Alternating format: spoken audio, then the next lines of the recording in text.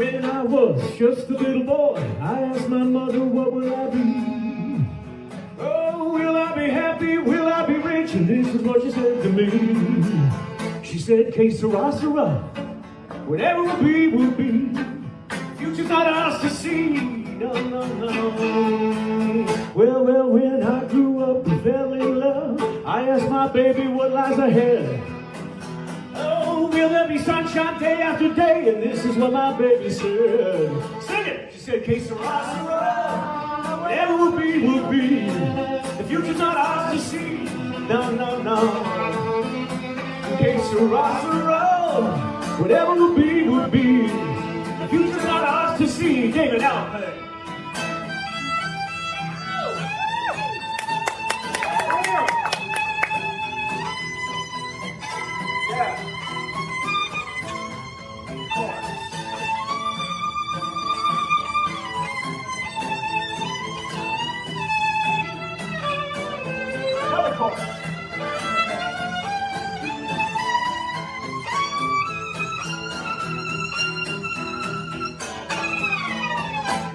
Now I have children of my own. They ask their mother, what will I be? They say, will I be handsome? Will I be rich? Will I get to go to the camp in Peachtree City? I tell them tenderly, que sera, sera. Whatever will be. The future's not ours to see. Hey, hey, hey, hey. Que sera, sera. Whatever will be, will be. The future's not ours to see.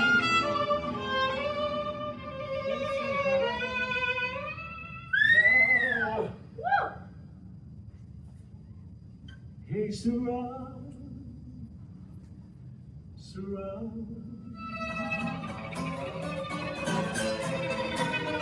Oh. Whatever will be, will be.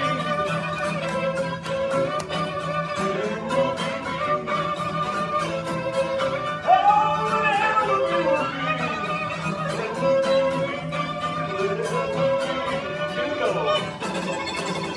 Oh.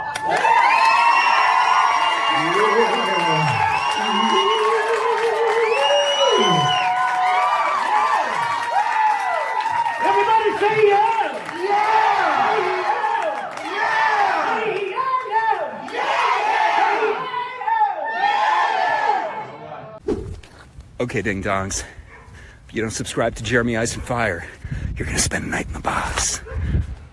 A night in the box, indeed. Welcome one, welcome all back to the Fromville Hour.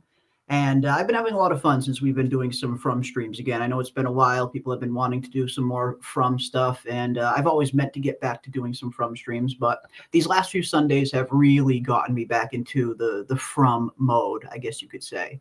I've even started doing some rewatches of my own. And we are going to do a complete season 1, 2, and 3 rewatch in the Discord in the coming weeks. We're definitely going to set that up, rewatch everything right from the beginning.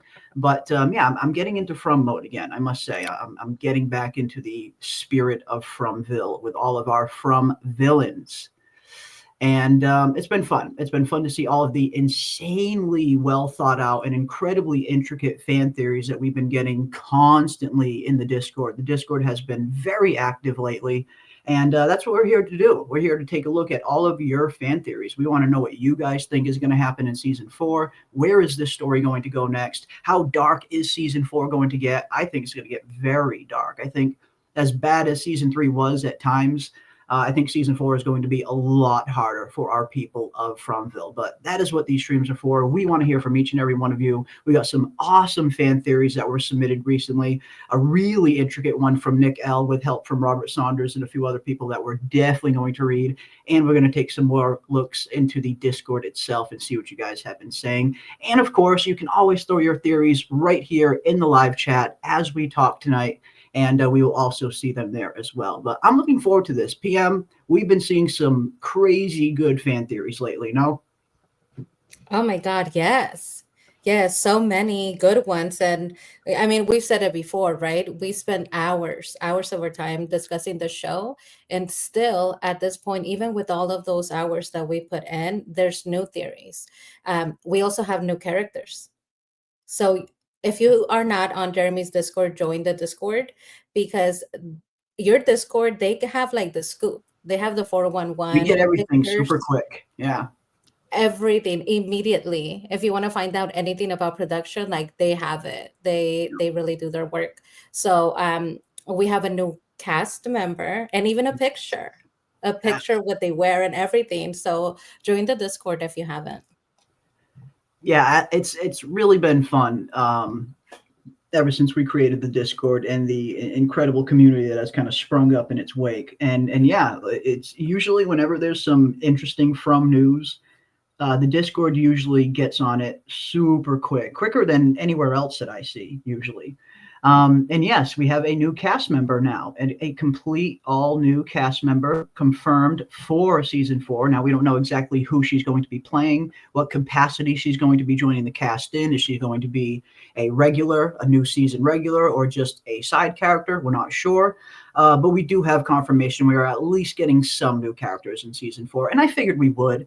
The way that From is set up, it's perfectly set up for them to add new characters to the show literally any time they want to. At any given moment, another car can get stuck in Fromville, giving us new characters. So I do like that mechanism, the way the show is set up that way, where they can bring new talent onto the show anytime they want, and it'll never feel out of place.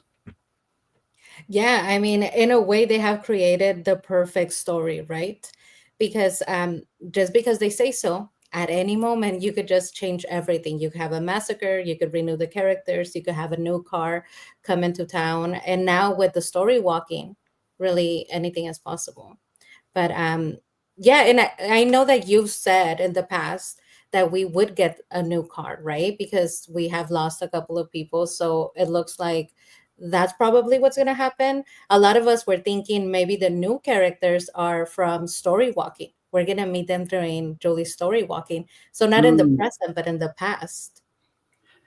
I mean, I wouldn't be too surprised. I mean, I feel like, especially where with Julie's storyline, the way it's kind of the direction it seems to be heading in after the end of season 3, she could be the POV in which we meet many characters from the past that we're trying to learn a little bit more about, or new characters entirely, like you mentioned. There's still so much that's left unanswered from the original 1978 massacre, how that went down, to the original sacrifice of the Onkui children, why the parents did it, who influenced them and convinced them to do it in the first place. There's still so much we need to learn. And I wouldn't be surprised if we do learn a great deal of it through Julie's POV while she's learning to story walk a little better. Yeah, that would make complete sense, right? Um, yeah, I'm really excited to read more about Nick's theory and to see what everybody came up with since our last live stream. The chat has been just on fire, so I'm really excited to see what the chat has to say.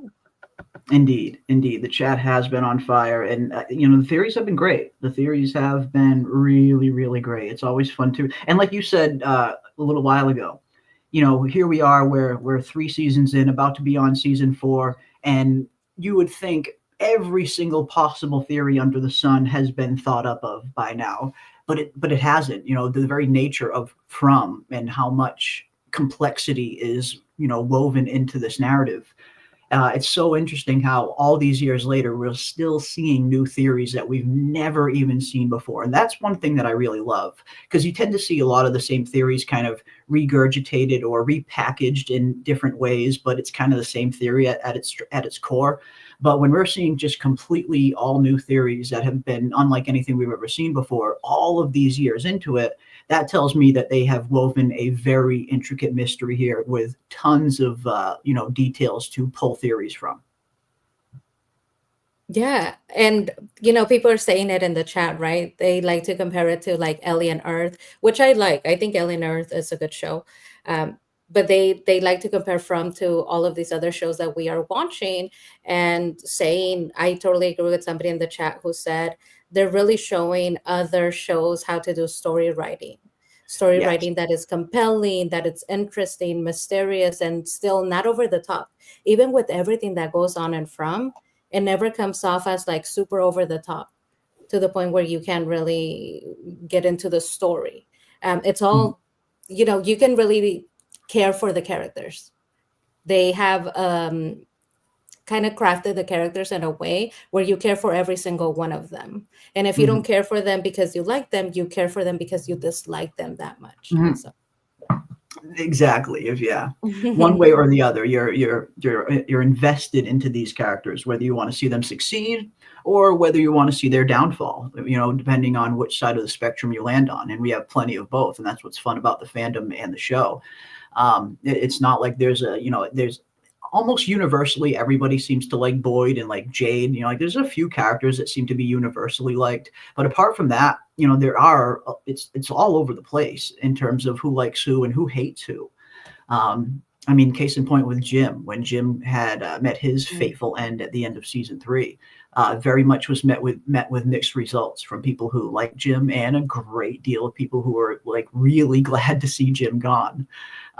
So that's always interesting, and it shows that they have given us a wide berth of very different characters, tons of characters, but they're all very different backgrounds, very different complexities. Um, if you can't find a character on From that you can kind of root for, I don't know what to tell you. I mean, there's out of all of the characters, out of this whole cast that they have kind of cultivated, you're gonna find someone that you connect with, someone's storyline that you're gonna want to see, that you're gonna invest in, I guess. yeah, absolutely. Right. We all have our favorites, and we all have the ones that we don't like. Right. I do see that the chat is weighing in on who they like. People are still waiting for Eloise, and Bill Chill likes Sarah, which that I love Sarah. She is my favorite. Um, this is Sophia here that you just put on the screen. And we were talking in the chat that she's very much giving Sarah. She's very Little Sarah Sarah vibes. adjacent, Sarah isn't vibes. she? I mean, She is. they have similarities in common. I mean, they look sort of similar age, similar clothing. So I get how I at least get when people see this picture, it invokes the Sarah vibe. Mhm. Yeah, and also the background that they've given us for the character so far, that Yeah, sounds like Sarah. Sarah used to be a sheltered, yeah, very naive, innocent person, and it looks like true. she's going to be playing this a similar style of character. Hmm. So I'm just hoping that she's not replacing Sarah. She could join Oh, the cast and she could be friend Sarah, of course, but please don't replace Sarah. no, nobody can replace Sarah at this point. And if they tried, it would be a horrible mistake, especially with how interesting Sarah's character has really become, especially after season 3. I mean, Sarah's character has always been pretty interesting right from the very beginning. She's been in the thick of it, in the thick of the main storyline, and been a big part of it. Season 1, season 2, and in season 3. So yeah, replacing Sarah would be next to impossible. But yeah, no, I'm looking forward to seeing this, learning a little bit more about her, and seeing what role is she going to play, who is she going to be interacting with, what storyline is hers going to cross over with, which one of our characters, and is this the only new cast member we are going to get? By this time during the season 3 filming, we didn't really hear a whole lot of news about new castings. There really was just the Robert Joy casting and the Samantha Brown casting, who played Victor's dad, and Acosta, the new officer. Those were really the only 2 castings or major castings that were added to the show in season 3.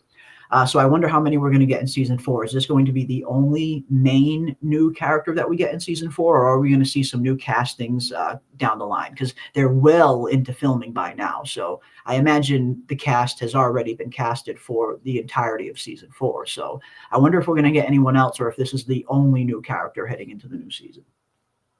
Mhm. I mean, that's a good question. Usually, how is it that we find out that they have casted a new actor? Do they let us know, or is it like It's confidential information? Sometimes they try to keep things secret depending on who they cast the role for. Like heading into season 3, we didn't really hear much about the casting of the Man in Yellow until we really got closer to his episode. And, the information started to come out about the actor that got cast, and everybody instantly recognized him from the painting and thought, oh, crap, this must be the person playing the Man in Yellow. So they might, if there is a big casting that they want to kind of keep close to the chest, that's one option that they could do. But 9 times out of 10, we usually get a lot of this news either from the show announcing it themselves or from the actors themselves posting it on social media. That is usually the number one source for all of these things. If you're following all of the cast on Twitter and on Instagram especially, you're probably going to see a lot of this stuff before anybody else. Okay, I see. And I do see that the chat says IMBD, but I have heard mixed opinions on that. That sometimes IMBD is not super accurate. Yes. Well, the thing about IMDb is it can be altered. Like it can be added to. It's not one set aggregate that's controlled by one entity. So while IMDb is accurate most of the time, there are some cases where it will be inaccurate. So I don't put 100% faith in what I see on IMDb. But again, usually the cast and crew tend to, post about these things rather often when they're allowed to. Mm-hmm. I'm totally the grandma monster, says Susie. Yeah, I know one thing that made me interesting about this character was, is this going to be a character that is going to get stranded in Fromville during our present day storyline? Is that what's happening, or is this a character that's going to potentially be evolved in some kind of flashback? That's what I want to know, based on some of the limited information around her, with the the sheltered life that she lived, and her being the pastor's daughter or whatever. Mm-hmm. Part of me thinks that she's going to be part of the main cast. Like this is maybe going to be the next person that gets stranded in Fromville, because it's been, I was expecting to get a little bit more people stranded in Fromville than we've gotten, but I get it. They've already got a huge cast to cater to. Adding more and more cast members to that does make the job incredibly hard on the writers to kind of find enough time to get everybody their screen time. But I guess I'm just looking forward to seeing when is she going to arrive on the show, and whose characters is she going to be interacting with? And could this even potentially be a new love interest for Kenny? We're always looking for a love interest for Kenny, right? We're always trying to replace that connection that he had with Christy. And maybe it looks like a cost. Mm-hmm. I was just going to say, I feel like Christy missed her chance. I almost feel like Christy doesn't deserve Kenny now. No, she doesn't. She played with his heart way too much in that first season. I feel bad for Kenny. She did him wrong. And you know what? I went back and watched, right? Like I started watching season 1. I'm on episode 4. And while I was rewatching, I realized that, not only did she play with his emotions, but she gave him an indication that she wanted to be with him by physically touching him. Yes. She goes over the day that Mariel arrives, actually. She goes over and touches his hand at Colony House, of all places, right? Colony House, the house of debauchery. They're there at Colony House, and she gets really close to him, touches his hand, and is telling him how sweet of a guy he is. So, I have to say, I agree with you. I don't think that she deserves Kenny. I think that Kenny deserves somebody that is nice. Potentially, Sophia can be our new love interest. We know that Acosta is going against Kenny's surrogate father, Boyd. Mm-hmm. Yeah. And so that's going to be a difficult relationship, right? If he does like Acosta, but Acosta continuously is trying to turn the town against Boyd, that's going to be a problem. Because I would have to believe that Kenny will remain loyal to Boyd over a girlfriend or a love interest, hopefully. Yeah, I agree. The whole Kenny Acosta thing was widely theorized on in season 3. A lot of people were wondering if there was going to be something brewing there between Kenny and Acosta. And you can definitely understand why, some might think that, considering some of the scenes they had together and stuff. But yeah, even if they did go that route, if Acosta and Boyd continue to kind of lock horns and continue to go at it, yeah, Kenny's always going to be loyal to Boyd. There's not a single thing in the world that I think could pull Kenny away from or could make Kenny betray Boyd. I just don't see that happening, especially with how far their relationship has come, how strong it's gotten over these last 2 seasons in particular. Yeah, I think Kenny's going to be in Boyd's corner all the way, no matter what. But that's just me. That is just me. But yeah, I mean, I'm looking forward to seeing again what her storyline is going to be like. You know, as I think Susie pointed out, she has a little bit of that old timey vibes, and I mean, just based on the dress, it's not. I mean, it could be a dress from today, or it could easily be a dress from like the 50s. Like, so I get what you're saying. But yeah, I guess that'll be interesting to see. Who is she going to be interacting with? What timeline is her character going to be in? Fletcher says it's possible a 1978 character, since I believe we're getting to know what happened during this 1978 massacre. I have to imagine we're going to find out that this season, right? I mean, if they're truly planning only 5 seasons, this is the second to last season. There's only 2 seasons left. They got to kind of get moving on the beginning of the end and fleshing out the ending. So yes, I would be very surprised if we don't get the full story as to what happened during the 1978 massacre in season 4. I feel like that reveal is coming at some point this season. What about you? You think we're going to finally find out what happened during 1978? I think that there's strong indication that we have to, right? Yeah. Now that we have Victor's father, and we're discussing Victor's family in detail with somebody that could potentially get him to open up, I think we're going to see what happened to his mother and Eloise, right? Everybody wants to know where Eloise is. And the only way to do that is to travel back with Victor, either exposition, and he's just going to tell us, or they're going to focus some of the season on flashbacks of what actually happened. If they want to prevent the future, they need to know how the last time worked out and why there was a massacre. Otherwise, we're looking at another massacre for all of our characters. Very true. And that's another thing a lot of people have been wondering is, are we going to see another massacre? A lot of people think we are going to see another giant massacre like we saw in 78. Some people refer to the Colony House massacre as another massacre. And I suppose one could make that argument, but when I think massacre, I think the entire town getting decimated like 1978. The whole town, with the exception of maybe like one survivor or two. While Colony House was devastating, it certainly didn't put a big dent in the population of Fromville. I think it was around 9 or 12 people or so that died. So while Colony House Massacre was one of my favorite episodes in season 1, not just for the massacre, but for really the death of Father Cautry in that episode and how incredibly well that was played and written. But I don't look at Colony House Massacre and put it at the same level of the 1978 massacre. I feel like when I hear people theorizing on there's going to be a new massacre, I kind of think that's more along the lines of it's going to wipe out the entire town, not just a small handful of people inside Colony House. But yeah, I don't know. I guess we'll see. Will we get another massacre? We shall find out. We shall find out. Yeah, Kenny had to time travel for love.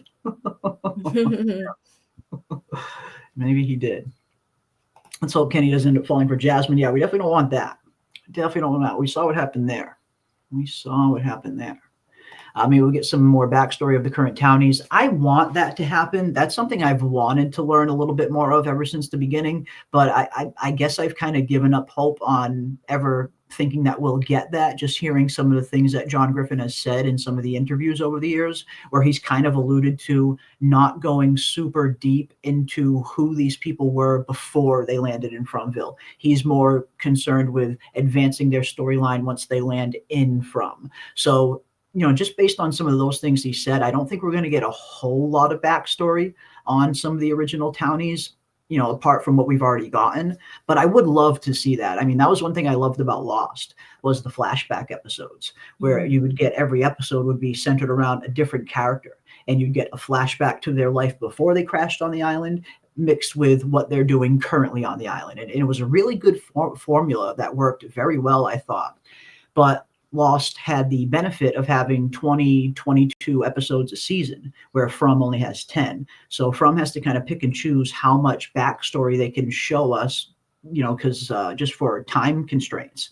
So while I would love to see some more background on some of the original townies, I'm not quite sure we're going to get a whole lot of it. Maybe a little bit here and there, but probably not a whole lot, just based on what John Griffin has said in the past. Yeah, and I mean, now that we have reincarnation, I don't think it would matter much, right? Because we're Mhm. focusing on the who they are reincarnated from, and not necessarily what they were doing before they became aware. So Yeah, Tabitha's life with Jim, it wouldn't be as interesting as where she comes from, like who she is reincarnated from, that yeah, original life that started it all. yeah. I'm guessing maybe that's why. Yeah. Yeah, could be. It could be. When I think about the origins of these characters, that's what I want to see. I want to see the original version of Tabitha and the original version of Jade. Who were these original, people that there were all of these different reincarnations of over however many years it's been since the original massacre, since the original Ankuri sacrifice. That is when, and I hope that's something we're going to get in season 4. I wouldn't be surprised if they save some of that like big stuff for the 5th and final season, but I'm really hoping we get at least a little bit more explanation on the Ankuri children's sacrifice, and at least find out who convinced them to do it. Because that was one very interesting piece of dialogue that Fatima said. She says, it told them they could live forever. So something clearly influenced this Ankui child sacrifice. Something clearly tempted them into doing this, or convinced them to do this, or tricked them into doing this. Some people think it's the man in yellow. Some people think it's another entity we haven't met yet. I don't know. I kind of think it might be the man in yellow, but that is something that I definitely hope we get a little bit more on in season 4. Bill D asks, is Sophia wearing a veil in that photo? I thought that too at first, but I think it's just maybe her sunglasses. Like she's got her sunglasses laying on the top of her head there. I think yeah, they're just sunglasses, or just regular glasses actually. So maybe this character is going to have glasses on the show. But yeah, it looks like it's just regular glasses that are just kind of sitting on top of her head, because it looks like this photo was taken in between takes. So yeah, not a veil, just glasses. So yeah, I guess we'll see. I guess we'll see who good old Sophia is going to be. What are we going to get from Sophia? Let's see. I believe they recorded some of the massacre scenes during season 3, since young Victor, actor, posted some pics of characters we didn't see. That's why I think the new character is from 1978. Ooh, interesting. Interesting, Fletcher. Maybe. And again, just based on her attire, I could easily see a woman wearing a dress like this in 78. It's one of those very vague dresses where it could kind of be from almost any time period. You see people wearing dresses like that today, and you definitely saw people wearing dresses like that decades ago. So it's very vague just from her clothing alone to kind of pinpoint an exact time period at where she's from. But no, I think if she's from the 78 time period, I wouldn't be too surprised. I mean, she would fit in that time period given what she's wearing. Yeah, I mean, it's very fitting, but also we have to remember Colony House has a box of clothing that they kind Mm, of give out, and yep. they all share things that have been left behind by others, right? They have established that where, Fatima gives Julie a designer top that used to belong to somebody that is no longer there. I imagine Yeah. with that, she really could be from, the current season. She could have arrived in town and not necessarily be a flashback character. Oh my God, Nick. Sophia, the glasses Sophia has on her head are similar in style to the ones the librarian monster wears, and the librarian monster has a very similar dress on as well. Could we be seeing a flashback to maybe the monsters when they were human? Is she potentially one of the parents that was in on the sacrifice? Even, who knows? But yeah, very very close similarities there, Nick, between her attire and the attire of the librarian monster. There definitely see the similarities for sure. Um, Yeah, a new total massacre would basically have the entire town dying and the cycle ending because two parents died in my. Yeah, I mean that's kind of what I think of when I think of a new massacre. I kind of think of it's going to wipe out the whole town, not just a few people. If we do get another massacre, but I don't know if we're gonna. I think maybe we'll get another attempted massacre, and maybe the town will overcome it, or the town will survive it in some manner. Because I mean, it certainly can't just end with everyone dying. I mean, it could, very well could, but I don't think it's going to. I don't think it's going to. The 1978 massacre was like a cycle reset that killed everyone, not just a few. Yeah, that's kind of how I look at it, right? I mean, it was like the complete reset point, almost signifying, signaling the end of that cycle and the beginning of a new one. That's kind of how I look at these big massacre events as well. And who knows, maybe every cycle ends in a giant massacre like that. Maybe there is one coming. Will they survive it or not? I don't know. I imagine some of them will, but that's kind of how I think of the massacres in a sense, almost like signaling the end of that cycle and the beginning of a new one. Yeah. Yeah, I like that idea. It makes sense with the idea that I think most of the family is on board with the fact that there are two sides here and there's a game being played. So when you don't win the game, you just reset and you try again, right? That would make sense. Mm-hmm. Yeah. Yeah. I mean, seeing these cycles just start over and over and over again, going back, Lord knows how long when the original sacrifice originally took place. I believe we may have Julie story walking to 1978, and the next season will be basically that, with the ending being back at the current timeline, Julie trying to prevent the massacre. Interesting. Interesting. Julie trying to prevent the 1978 massacre. Maybe. And this was something we kind of dived into a little bit last week, not the massacre side of it, but the idea that Julie will go back and potentially influence other events within Fromville, or potentially she's already influenced certain events in Fromville, and we're just going to find out about it now, similar to the rope. So yeah, I definitely think the Julie story walking thing, it definitely seems like it's going to be a pretty major part of the show. I feel like they didn't give her this ability at the end of season 3 in order to not use it. So I do think it's going to be heavily used in season 4. We will see her probably experimenting with it, trying to get a better handle on it so she can be a little more accurate in where she travels to. So yeah, it's going to be interesting to see how they utilize the story walking of Julie. Think she'll go back to 78 and potentially try to stop the massacre, or other events that are famous in Fromville will she be visiting? Well, I don't know that she has control over where she's going. Yeah. So I think she has two goals. She told us she wants to save her brother Thomas and Tian Cheng. But because she's very new to story walking, I'm assuming that she's going to attempt to story walk to specific points and locations. And she might just end up in the 70s when she just meant to go as far back as Tian Cheng being there. Mm-hmm. I don't think that she has control of where she's going yet, because it doesn't make sense that she wouldn't first go and save Tian Cheng. And I don't know why she would go to the 70s. Julie specifically doesn't have a reason as to going back there unless somebody else tells her otherwise. It would be her brother and Tian Cheng that she's focused on.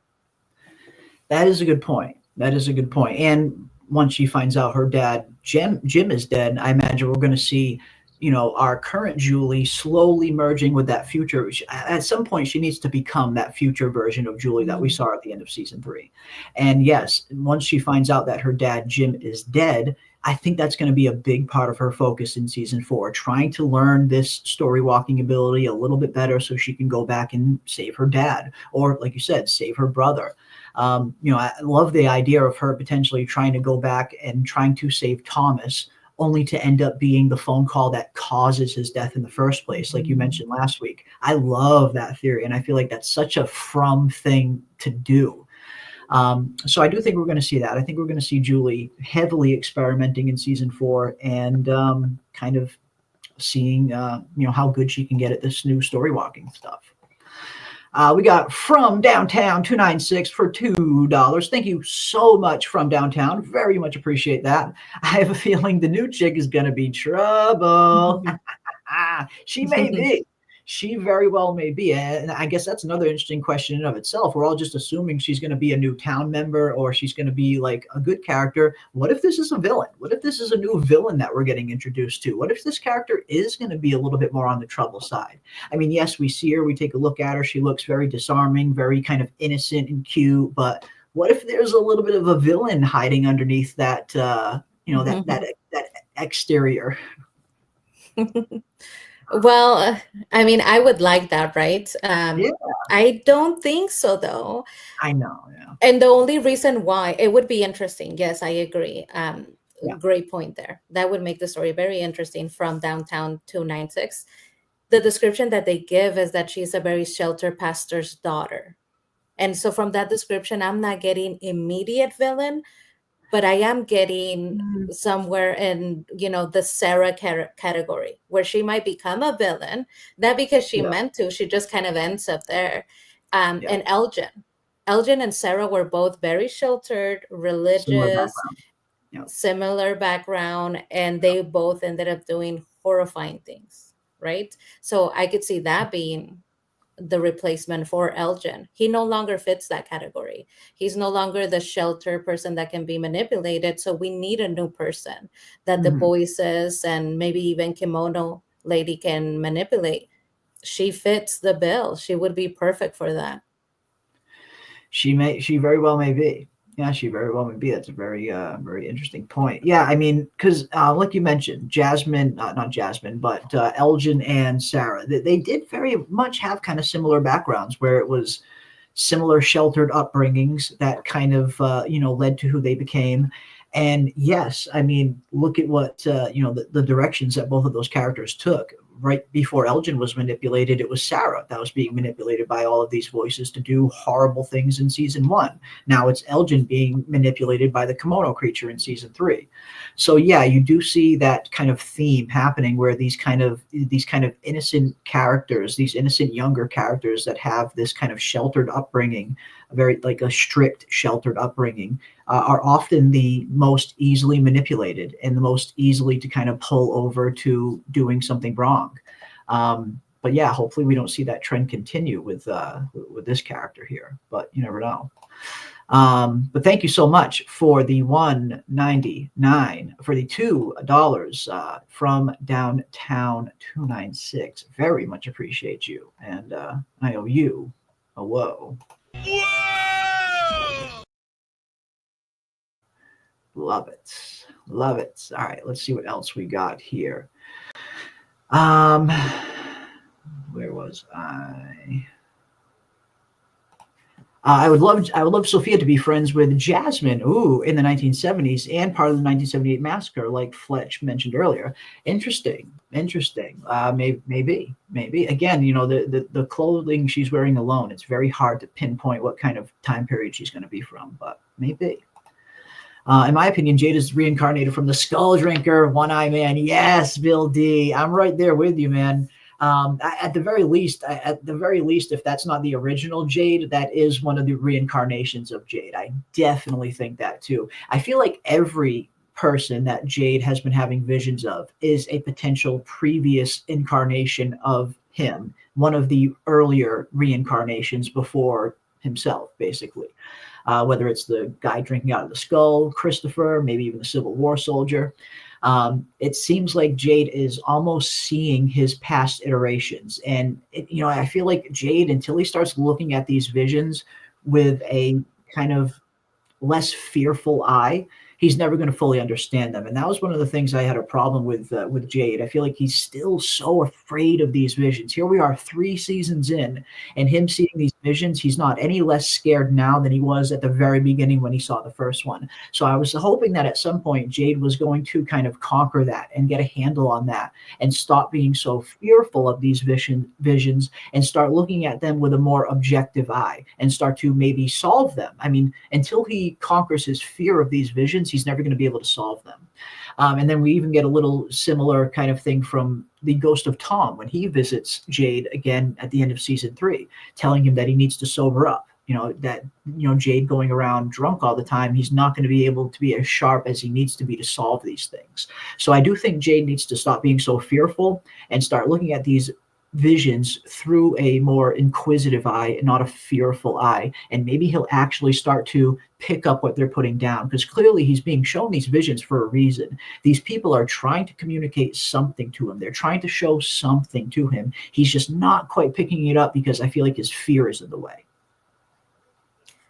I think that's an excellent point. I think that's an excellent point because we know that Jade is a person who thinks about the scientific way to explain things away.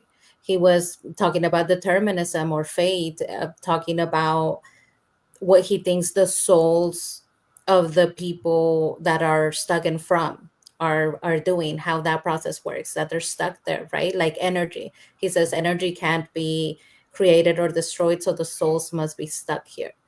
He's trying that approach, right? And he used to be fearful, but now that he has new knowledge, now that he knows who he is, I'm guessing that he's not going to have that fear that he used to, hopefully. And the same goes for Tabitha. Tabitha was so afraid of the children, which is why we got the infamous no, no, no, right? She would just push them away, refuse to acknowledge them. Now that they have this knowledge, I'm interested in seeing if they are going to seek more of the knowledge and be less afraid of the visions that they're having. Hopefully they would, or if they're going to go into denial. We know that Tabitha tends to go towards denial. Yeah, that's gonna be very interesting. How do they cope with this new information that they have just learned? How do they come to terms with the fact that they both know deep in their bones now that now that I feel like they both know it's true. But yeah, I wouldn't be surprised if they do try to deny it a little bit, if they try to play it off like maybe this isn't what we know isn't what we know, because that is a very heavy thing to accept, to all of a sudden just find out that you're this reincarnated version of some other person from decades or centuries ago. And oh, by the way, there's your reincarnated husband behind you playing the violin, and here's your ghostly daughter that you guys shared. Like, how do you wrap your head around all of that, even in a place like Fromville? So yeah, I think seeing them come to grips with what they learned here in this scene, that's going to be very interesting. And I wouldn't put it past them or Tabitha in particular, if she does maybe go down the route of denial before she finally ends up accepting it. Absolutely. I mean, that's an excellent point. The fact that you're pointing out how they reacted. Jade kind of stayed behind and was processing, while Tabitha immediately ran. And now we have to remember this information cost her Jim's life. Yes. So looking at it from the perspective, maybe she takes that into account, that seeking more information, like the Meninghello says, knowledge comes with a cost, may cost her children. Maybe Ethan, Julie. So I could see why she wouldn't look for more information. Maybe this will be the wake up call that she needs to be careful in terms of, just meddling where she maybe shouldn't. Because that was kind of Tabitha's kind of, modus operandi. She would kind of always, leap before looking kind of thing, whether it's digging the hole in the basement to try and find out where the wires go, whether it's, being so determined to get to this lighthouse, not fully knowing what you're walking into. She tends to always leap before she looks.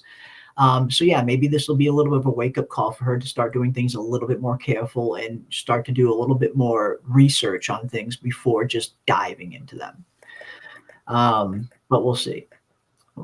Yeah, the drinking problem will be resolved. Victor's dad will drink the town dry. Yeah, good old Henry. He doesn't mind a drink or two either. That's for sure. That is for sure. But yeah, a lot of stuff to look forward to in season 4, excuse me. But one thing we are going to talk about, of course, Nick L. submitted a very interesting theory, and I haven't read it myself, but I do hear it's really good. So we're going to pull that up now. We're going to take a look at this because it looks like this is very intricate and could be onto something interesting. Could be onto something very interesting. And it looks like this is Nick's theory with help and support from the one and only Robert Saunders. So love that. Love seeing these two get together to try and hammer out an interesting theory here. And we're going to take a look at this right here. We're going to take a look at what Nick has whipped up for us. And this theory apparently is called Pandora's Toolbox. Love it. Love the name already. Pandora's Toolbox. I'm already kind of hooked. That's a great name for a theory, I must say. This is a really good name. All right, here we go, folks. In 2008, Fringe was released on Fox Network. It was captivating. It was a captivating, mysterious series that spoke to the fear of how far humans could reach, and it drew the attention of just over 10 million people on a weekly basis of its first season. Yeah, Fringe was good. Fringe was actually a really good show. That was a show that John Griffin was previously involved in doing a lot of the writing for. And if you like the mystery aspect of From, you'll probably like Fringe. Fringe is more of it's kind of more cloaked in sci-fi on Fringe than supernatural here, like it is here on From. But it's still that same kind of that same kind of mystery aspect that you've come to love from. You're gonna get that in Fringe as well. There's long-standing mysteries that are set up very early on that are paid off way later. And it's a show that's worth people's attention. I feel like it's a show that doesn't always get its due. Like when I mentioned Fringe to 10 people, usually 5 or 6 out of those 10 people have never even heard of Fringe. So it's unfortunate that because it was big when it was on. 10 million people watching it every week. That is not a small number by any means. But I feel like the show doesn't get its full credit among the hierarchy of mystery shows like From and Lost and Twin Peaks and so on. But Fringe was good. Fringe is definitely a worthy watch if you like these kinds of shows, for sure. It didn't take long for dedicated fans of the new series to notice oddities in each episode, little details that caught the eye of the most inquisitive fans. A game was seen, actually several games, hidden clues for the following episodes. Hidden details in each episode, symbols, numbers, a specific character seen in each episode, hiding sometimes in the background and sometimes right in plain sight. In Fringe, there was a creative team made up of many members that contributed to the multiple puzzles and games, such as Jeff Jensen, Jeff T. Miller, and Jeff Pinker, and others. They designed several games, such as the Glyph System, Finding the Observer, also coined. Finding the Observer aspect of Fringe was one of my favorite aspects of the show. Seeing these there was these weird characters that they just referred to as observers, and there were these very kind of like pale white, all bald characters that were like funeral black suits, and they were always kind of just standing in the background observing, and you never quite knew who they were, but you knew they were very mysterious, and you kind of knew right away they were not of this world, or at the very least they were not of our timeline. And you start to learn a little bit more about them as the series goes on, but that was one of the biggest mysteries, and for me one of the most intriguing mysteries of Fringe when it was on, figuring out who these observer characters are, because they were very, very interesting. Where's Baldo? Next episode, clues, and in later seasons, a color-coded universe in the opener. Yeah, the observers were great. There are several other games, but that is not the point of this article. I want to show the fans of the 2022 television series called From that we have been graced with the same gift. Everything about From is a mystery, a story that drives its fans to borderline insanity, at least for the dedicated members of the Fromily. You got that right, my friend. This show, it drives us to the edge of insanity and back. And sometimes we even jump over that edge. Who knows? The rabbit holes are deep around these parts. Many casual viewers are satisfied with weekly viewership, but others of the fan base find no satisfaction in the void that is unanswered. That dissatisfaction leads to us watching the series over and over again. Absolutely. Watching it multiple times over and over again, coming up with theories, doing stuff like this, live streams, videos where we all get together and talk about all of it. It's one of those shows that you can't just stop thinking about it when you're done watching it. There's plenty of shows that I watch where I'm watching an episode, and as soon as the episode's over, I kind of don't even think about that show until the next week comes around and I'm watching another episode. But From prohibits you from doing that. From the way it's designed, the way it's set up, it's one of those shows that as soon as you're done watching it, you cannot help but think about it for hours and days later even. And it's one of those shows that kind of drives a community like this, or drives people to a community like this. Because I'm sure many of us have had the feeling that when you start watching From, and you want to talk about it, you want to talk about all this crazy stuff that you've seen, yet nobody in my life is watching From. None of my friends, I tried to get my friends into it, none of them really got into it.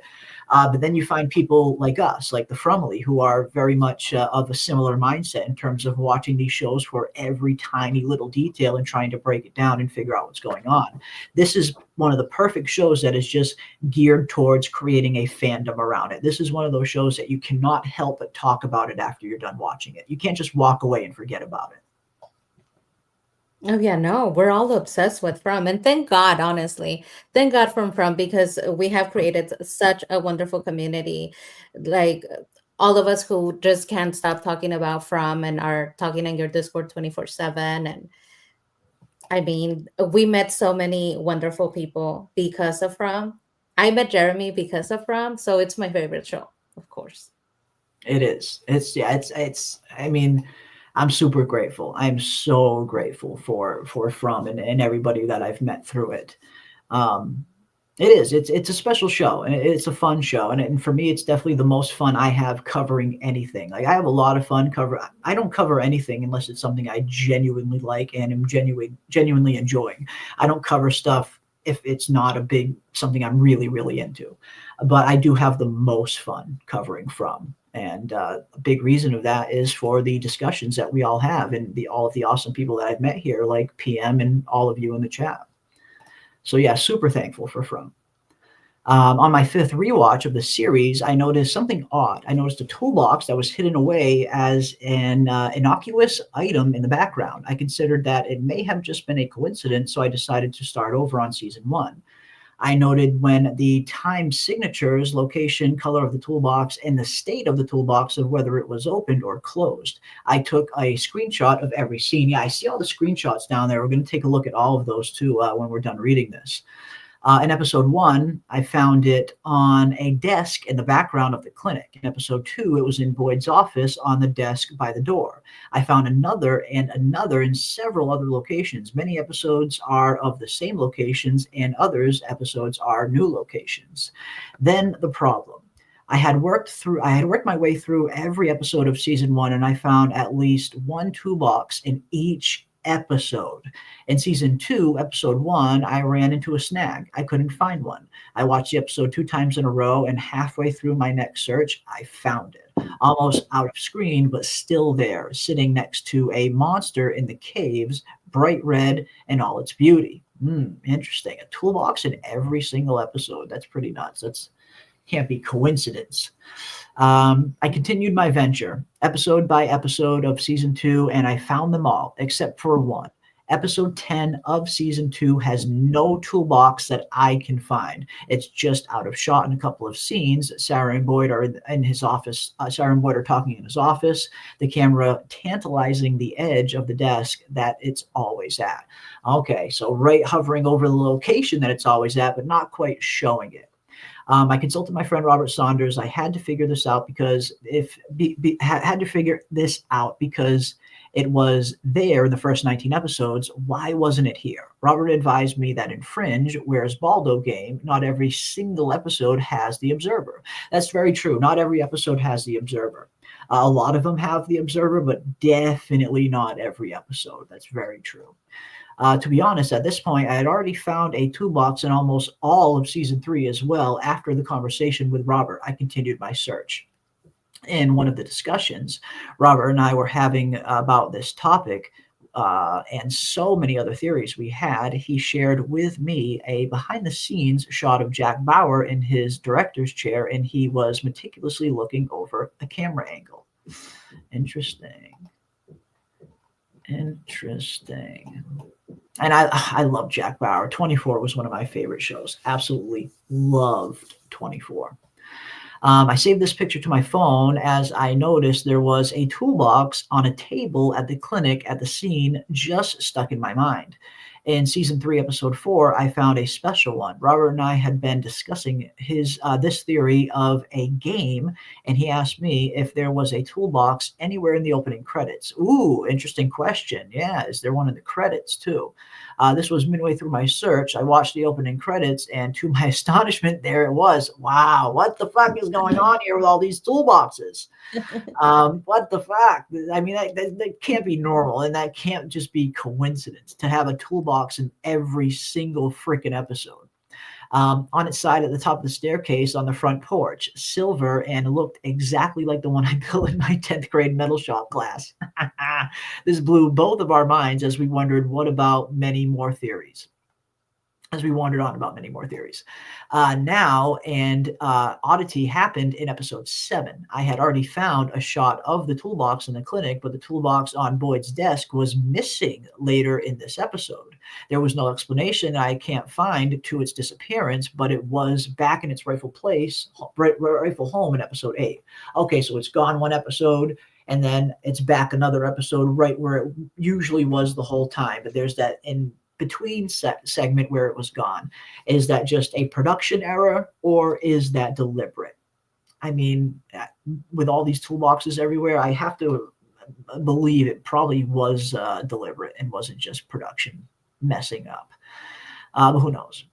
Now, at this point, I was certain that there would be a toolbox in all episodes minus the one previously mentioned. But in episode 9, I ran into a huge problem. The toolbox that is always on the desk in the clinic was missing in 28 episodes. And in every episode shot of this location, that toolbox has not once moved from its location. The entire building could collapse like the Matthews hat, and that thing would be stuck hanging upside down to that very spot, but it was gone. All of a sudden gone after being there for almost 3 full seasons. Very interesting. My search continued through the episode, but a memory resurfaced. The behind the scenes shot with Bender, that toolbox was not in its usual spot was on the table directly behind Jim. Jim, who needed to get the hell out of my way to see it. Poor Jim, catching hell even in death. Well, Jim must have heard me because he left the scene and cleared a path and to the 29th episode with a toolbox typical of Jim to leave his family. I guess so. To sum this up, I found approximately 29 episodes with at least one toolbox. Some episodes have 2 or 3 toolboxes, and some have the slight edge of toolbox, but it's still there. The colors range from typical red, silver, and yellow, with the lids sometimes open, but most of the time they are closed. There could be a significance behind this as well. The episode I'm missing, which is season 2, episode 10, the motif may have changed temporarily as Victor's lunchbox was at the center stage in regards to inanimate objects. A toolbox is seen in the opening credits, so are many other items which may also be a puzzle. Here is an obvious fact. We are dealing with a closed-off world where there are only so many camera angles and so many items that they use as props, but there seemed to be an element of intentionality. A toolbox is pretty much a toolbox in almost every episode seems like more than a coincidence. And when dealing with the writers and directors that have a history of hiding games in their series, I'd say we have a winner. I'd also encourage others to dissect the series to find the next game, to find a cipher to understand a mystery, to beat the writers to their big reveal. Write down your theories and share them with the others. Don't be like people in Fromville who never share crazy stuff that's happening to them. Most importantly, have fun. Nick Lang, P.S. Thanks to help and support from Robert Saunders. Interesting. And then we got all of these screenshots here where, we got all these toolboxes all over the place. You got the red one here. You got one in the background here. You got another one here on the steps here. Like, this is crazy. This is something I myself have never recognized. I've never noticed this, that there is a toolbox in every single episode, or practically every single episode. So what did he say? Season 2, episode 10 was the only episode that he couldn't find a toolbox in. We're going to have to pour over that episode, Fromily. I have to imagine if Nick didn't find it, we probably won't find it either. But we're going to have to pour over that episode with a fine-tooth comb to see if we can find a toolbox anywhere in season 2, episode 10, the season 2 finale. But that's pretty crazy. What could this mean? What exactly could this mean? As Nick said, could this just be a simple game that was hidden in plain sight that the writers threw in? Let me throw all of these toolboxes all over the place and see if anyone in the fandom notices. Could this just be a game? Or could there be something a little bit deeper to the whole Pandora's toolbox? Well, I'm not familiar with the games that Nick was referencing. Mhm. When you reference those games that they had on the other show, French, what was the purpose of it? Was it just for fun, or at the Yeah. end of you discovering the clues, you got to, kind of like know what the ending was going to be about? It was just fun. To my recollection, it wasn't like it was like just like games that they would just throw in for the more attentive viewers. I don't recall if it led to any huge revelations. Hmm. Okay. Yeah, Nick says correct. Yeah, it was games. Yeah, games. So yeah, maybe it is just that. Maybe it's just a simple little kind of little Easter egg game or a little Where's Waldo hunt that they threw into the show. Because again, Fringe very much had the whole, find the observer, spot the observer in every episode because these observers were always popping up whenever these Fringe events tend to happen. They would observe them, record them, and then disappear. And that became a little bit of a game among the fandom. Can you find the observer in this episode, in that episode, in this episode? Because they're not always in the foreground for you to see. Sometimes they're in the background and kind of hidden. So yeah, maybe this is a wink and a nod to that. I could totally see that with John Griffin both working on Fringe and now heading up From. Yeah, I could very much see this being one of those little Easter egg games where you have to go and hunt all the toolboxes, which makes me wonder, why is there not one in season 2, episode 10? Unless it's so well hidden that nobody can find it. I love the title of your theory, Nick, and excellent theory, very much like a lot of fun. Yeah. The title makes me think of From. It's perfect for From because when we think about Pandora's toolbox, we are reminded that just like in From, when Pandora opened the box, it let out all of the evils of the world. So Yep. murder, famine, illness, old age, all of the evils in the world. But there was one thing that was snuck in there so that humanity can help itself, and that was hope. That was the one positive thing, the only positive thing, and all of the things that the world had to deal with now was hope. And that's basically From. You have Yep. all of the evils of the world, and the only thing that can keep you from going insane is the hope that you might survive and that you might be able to find a way out. So I love that you titled your theory Pandora's Box. Yeah, I love the Pandora's Toolbox title. That is a great title for a theory. I must say, very good title for a theory. This was good. This was very well thought out, and this must have taken so long to go through and really kind of pour over every single episode with a fine tooth comb to find every single one of these toolboxes. But bravo, Nick! Absolutely bravo, and Robert, and to Robert Saunders as well for helping. This was, I mean, only a very attentive viewer would find each and every one of these, and you got to be dedicated to do it. So yeah, bravo. Very much bravo. That was very interesting. Certainly something that I didn't notice. And this is what's so good about From, isn't it?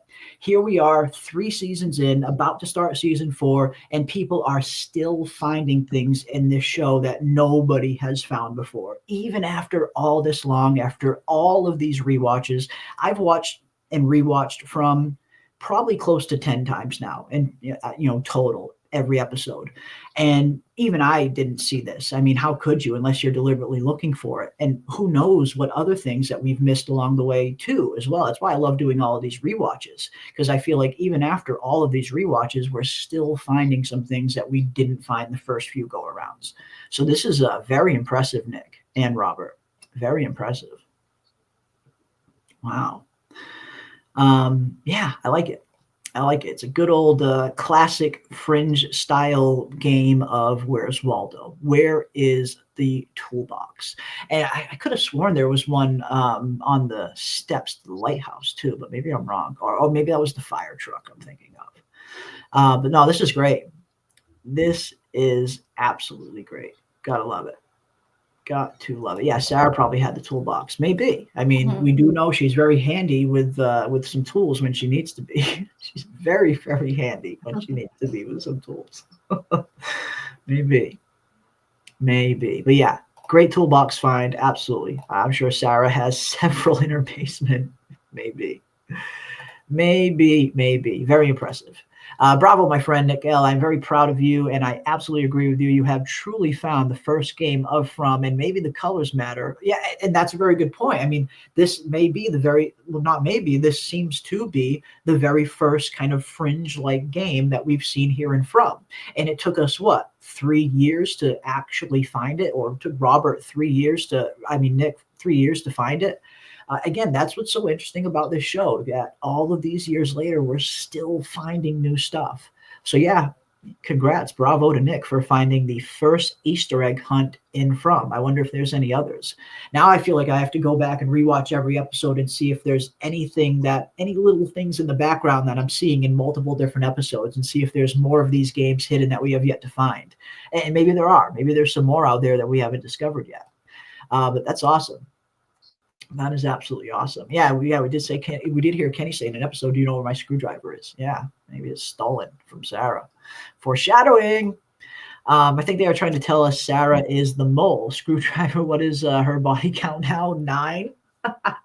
Well, she technically didn't kill Elgin. All she did was take out his eye. So not exactly adding to the body count. But no, Sarah, what if we're talking pure body count, Sarah has what, 2? She's got 2 to her resume. The kid in the hospital, Toby in the hospital, and her brother, right? She hasn't killed anybody else, has she? No, there's been attempted murder, but not actual. Not, I mean, it's nothing. It was just a couple of bodies, right? Just a couple of bodies. Only 2. Only 2 heinous murders. Nothing else. One happened to be her own beloved brother, but that's it. Nothing too crazy. But no, this was cool. This was really cool, Nick. And I mean, it must have taken a lot of work to go in and find every single one of these, because it's one thing to just watch an episode of From, but when you're watching an episode of From and you're deliberately looking for something in every single episode, it's going to take a little longer to watch the episode, because you're going to be pausing it, maybe watching it on a little bit of a slower speed so you can kind of catch everything in the background. So trust me, as a YouTuber, I know a lot of work went into this, Nick. So congratulations and bravo, man. This was very well done. Very well done. So great. But I want to know theories. Now that we have a theory, let's build theories upon Nick's theory. Chat, what does it mean? What could it possibly mean? If there was a meaning, if it goes beyond just a game or an observation that they have put this Where's Waldo item within the frame, if it means something, what could it possibly mean? What could a toolbox mean? Yeah, could it mean something specific, or like PM said, is it just simply a game that, more attentive fans are meant to kind of spot? Or is there some kind of deeper meaning behind it? Or is it some kind of foreshadowing to Sarah popping out Elgin's eye all these seasons later? Who knows? Or Easter egg to Boyd grabbing the toolbox and torturing Elgin? Who knows? Where's Elgin's eye? Last I remembered, his eye was on the floor of Colony House, right? I believe. Now, there was very interesting, because that scene, it was hanging off of his face. It was still actually attached a little bit. She had popped the eye out, but it was still hanging on, by like a bare thread, I believe. Where's the eye going to end up?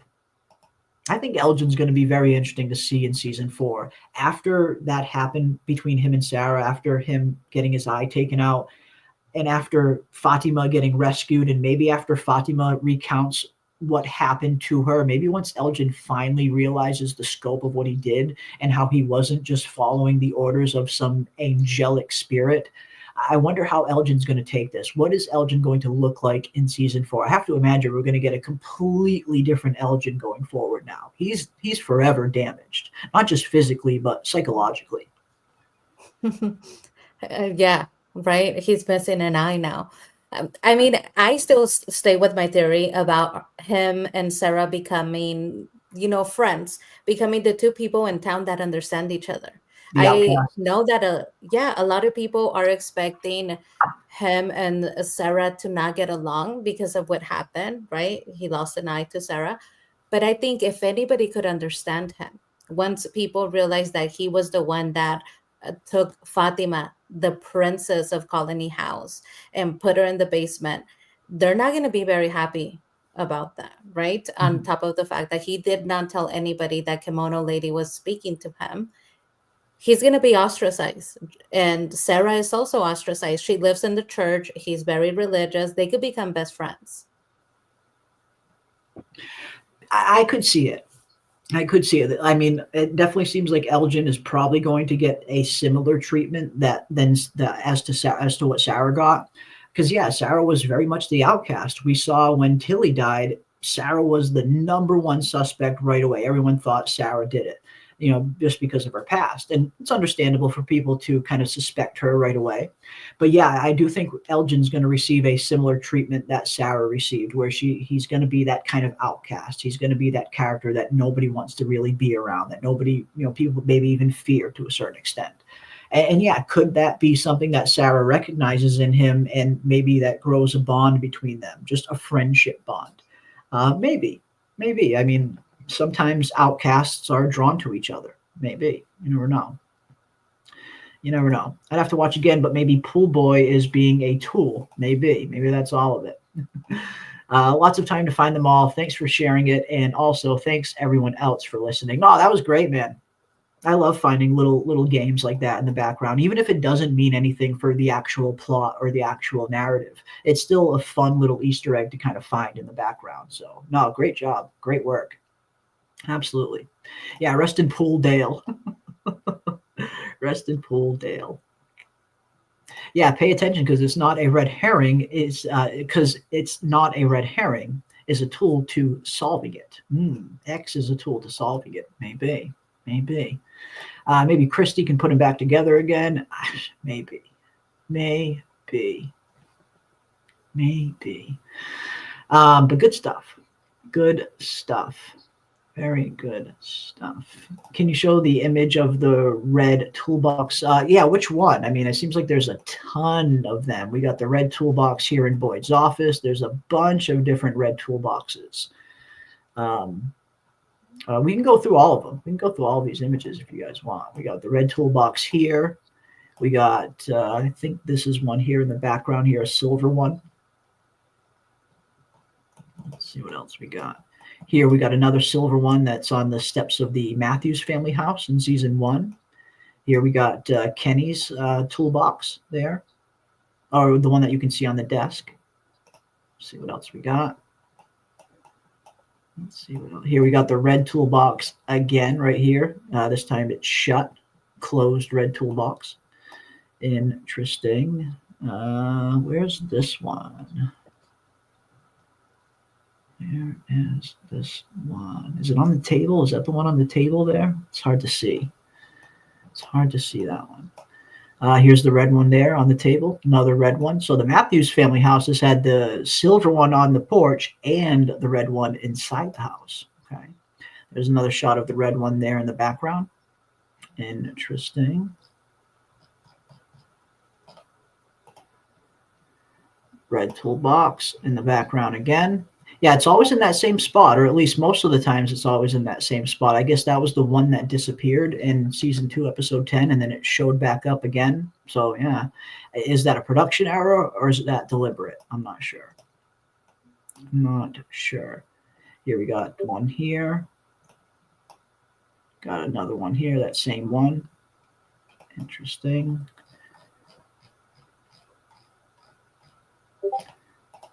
Lots of toolboxes. Lots of toolboxes indeed. Here we got Julie carrying the red one here. Got another person carrying a red one in the background here.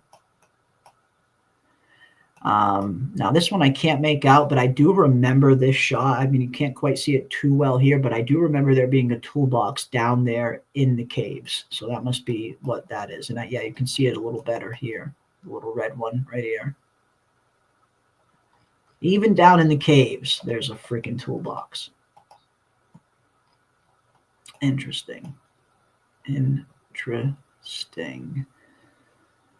By Ellis's shoulder on the table. Oh, that closed one. Okay, nice. Closed toolbox on the desk. Yep, right there. There's the red one. Again, another shot of the red one. Closed red toolbox on the desk near chalkboard, barely visible in red. Near the chalkboard, barely visible in red. Yeah, I can't quite see it. Wow. Lots of toolboxes. Lots of toolboxes. But yeah, I mean, narratively, I'm not sure if it's going to have any bearing on the overall story, but it's a nice little Easter egg hunt, if nothing else. And again, it's very have to pay very fine attention to detail to find that. So very good job, Nick. Very good job. Awesome stuff, guys. Awesome stuff. I'm very curious about how the town will find out and react to Fatima killing Tilly. Yeah, that's another interesting thing. And will they even find out that it was Fatima? Because as of right now, that is something that Boyd and Donna could potentially kind of keep on the low. And even Donna started to eventually did agree with Boyd that she wasn't going to say anything about that because, she cares about Fatima and didn't want to see anything happen to Fatima.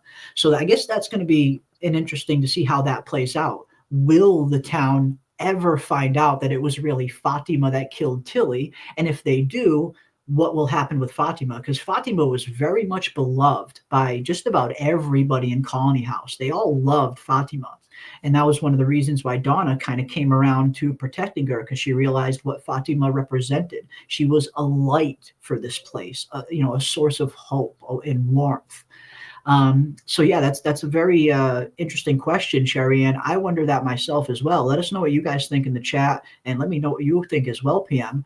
Do you think the rest of the general town will find out that it was Fatima that killed Tilly? And if so, will they want to put Fatima in the box? Will they go that far? Great question, Sherry Ann. I think that now that Jim is also a victim of the men in yellow, they have the perfect excuse. They could say it wasn't just Jim. Somebody, like, he must have come and killed Tilly too, right? It is two people within the same day. Jim dying and then finding his body in the way that they will find his body is going to take attention away from Tilly, because Jim has a family.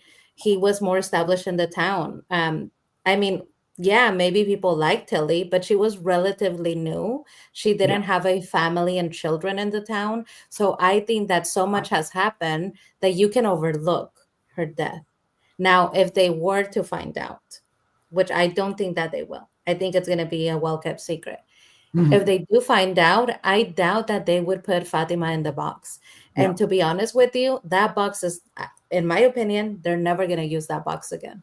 Yes. Because Boyd said, I'm not doing it again. I'm never using that box again. And the person that encouraged him to do it in the first place was Father Cottrey. He was very much, an Old Testament sort of God-believing man, where he says, you build the box in the middle of town, you must use it, right? It was Father Cottrey. Father Cottrey is no longer there. While Boyd is seeing visions of Father Cottrey, we see in the finale that he's no longer listening. It's not having enough power over him, like, to get him to use that box ever again. I don't think we're going to see anybody go in the box, to the dismay of many, because I know that a lot of people still want Sarah to go in there. Yeah, true. No, I tend to agree with you. I do. I tend to agree with you. I don't think we're going to see the box get utilized, at least not in that manner, again, in the sense where they throw a guilty human in it to die. I mean, the only way I could see that ever happening is if somehow Boyd lost control of the town and somebody else was in control, and they were a little bit more ruthless in their punishment methods. But as long as Boyd is in control of that town, yeah, I don't imagine they're going to use that box in that manner, ever again. I don't think so. But no, if they find out Fatima killed Tilly, I mean, I suppose it depends on the circumstances. I mean, yes, they could kind of go the route where, they could kind of tell everybody the full truth, that Fatima was, literally had a monster inside of her that was driving her to do violent acts. I mean, it's not like this was something that Fatima would have done on her own. I mean, the Smiley baby was hungry. I mean, Smiley baby was acting a fool inside Fatima, making her do all this crazy shit. So, I mean, I suppose they could try and play that angle, but I'm not sure how many people would believe that, even within Fromville. Like, how many people are going to believe, oh, yeah, you gave birth to a monster? Sure. Like, is that going to be something that's believable? Especially when the last time everybody saw Fatima, she didn't even look pregnant. Yeah, I don't know. I think that's going to be very interesting to see how they play that. But as you mentioned, PM, the man in yellow is a very good scapegoat. Whoever killed Jim is clearly something that could come out during the day. Maybe they do try to play it like whatever killed Jim also killed Tilly. I could totally see Boyd going down that route just to try and keep Fatima safe. Yeah, and I mean, like I said, I know that Tilly is beloved, apparently. I did not know this.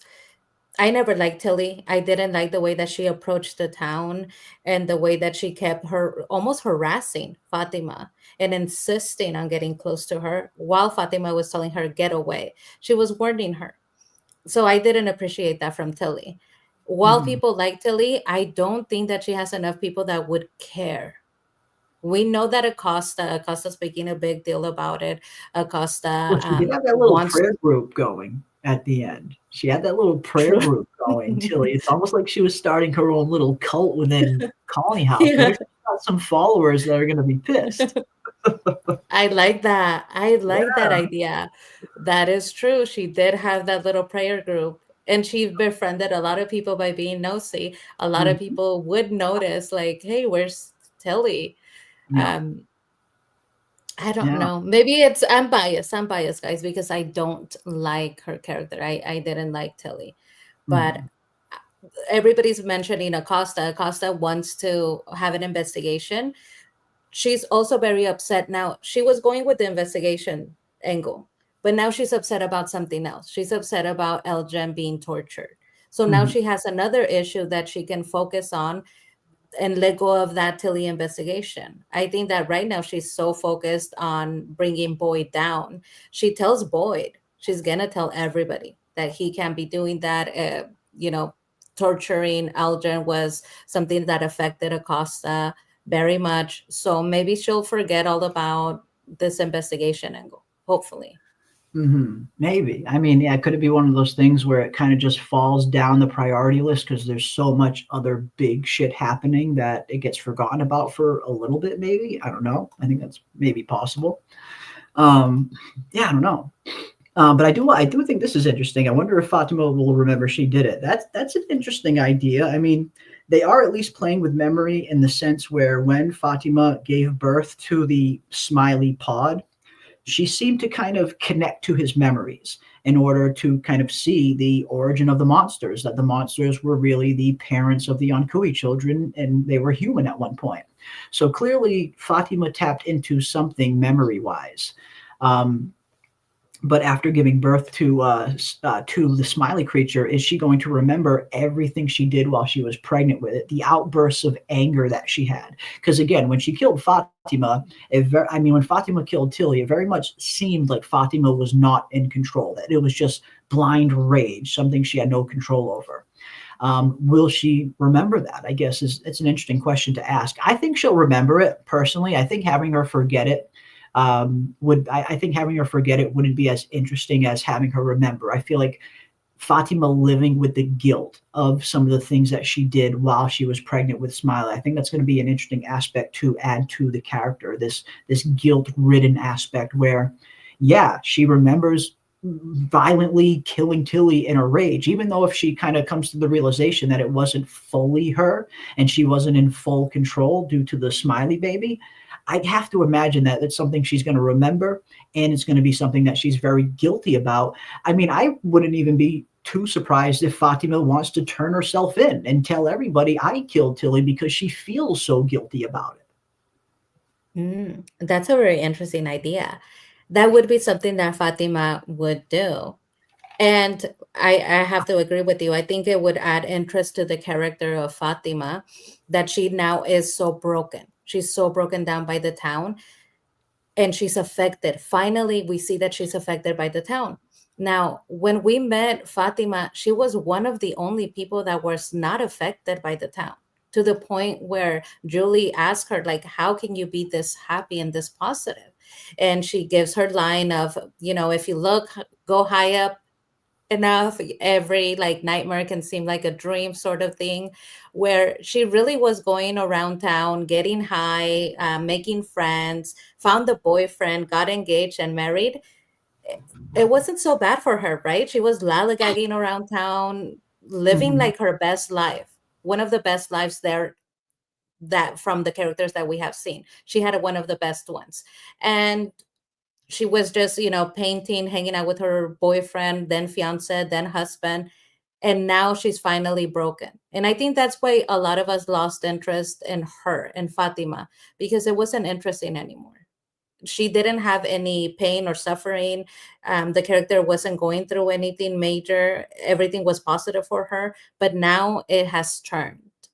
Not only did she give birth to the Smiley baby, she now murders somebody. She's going to be deeply affected. She's probably going to be so traumatized that she will never go back to being the Fatima that everybody knew. And so, along with not being the Fatima that entertained and partied with everybody, her popularity might suffer as well. Yeah, good point. Good point. And yeah, everybody liked her. Everybody was drawn to her because she was that kind of light within Colony House. She was always smiling, always trying to have a good time, never down, glass half full type.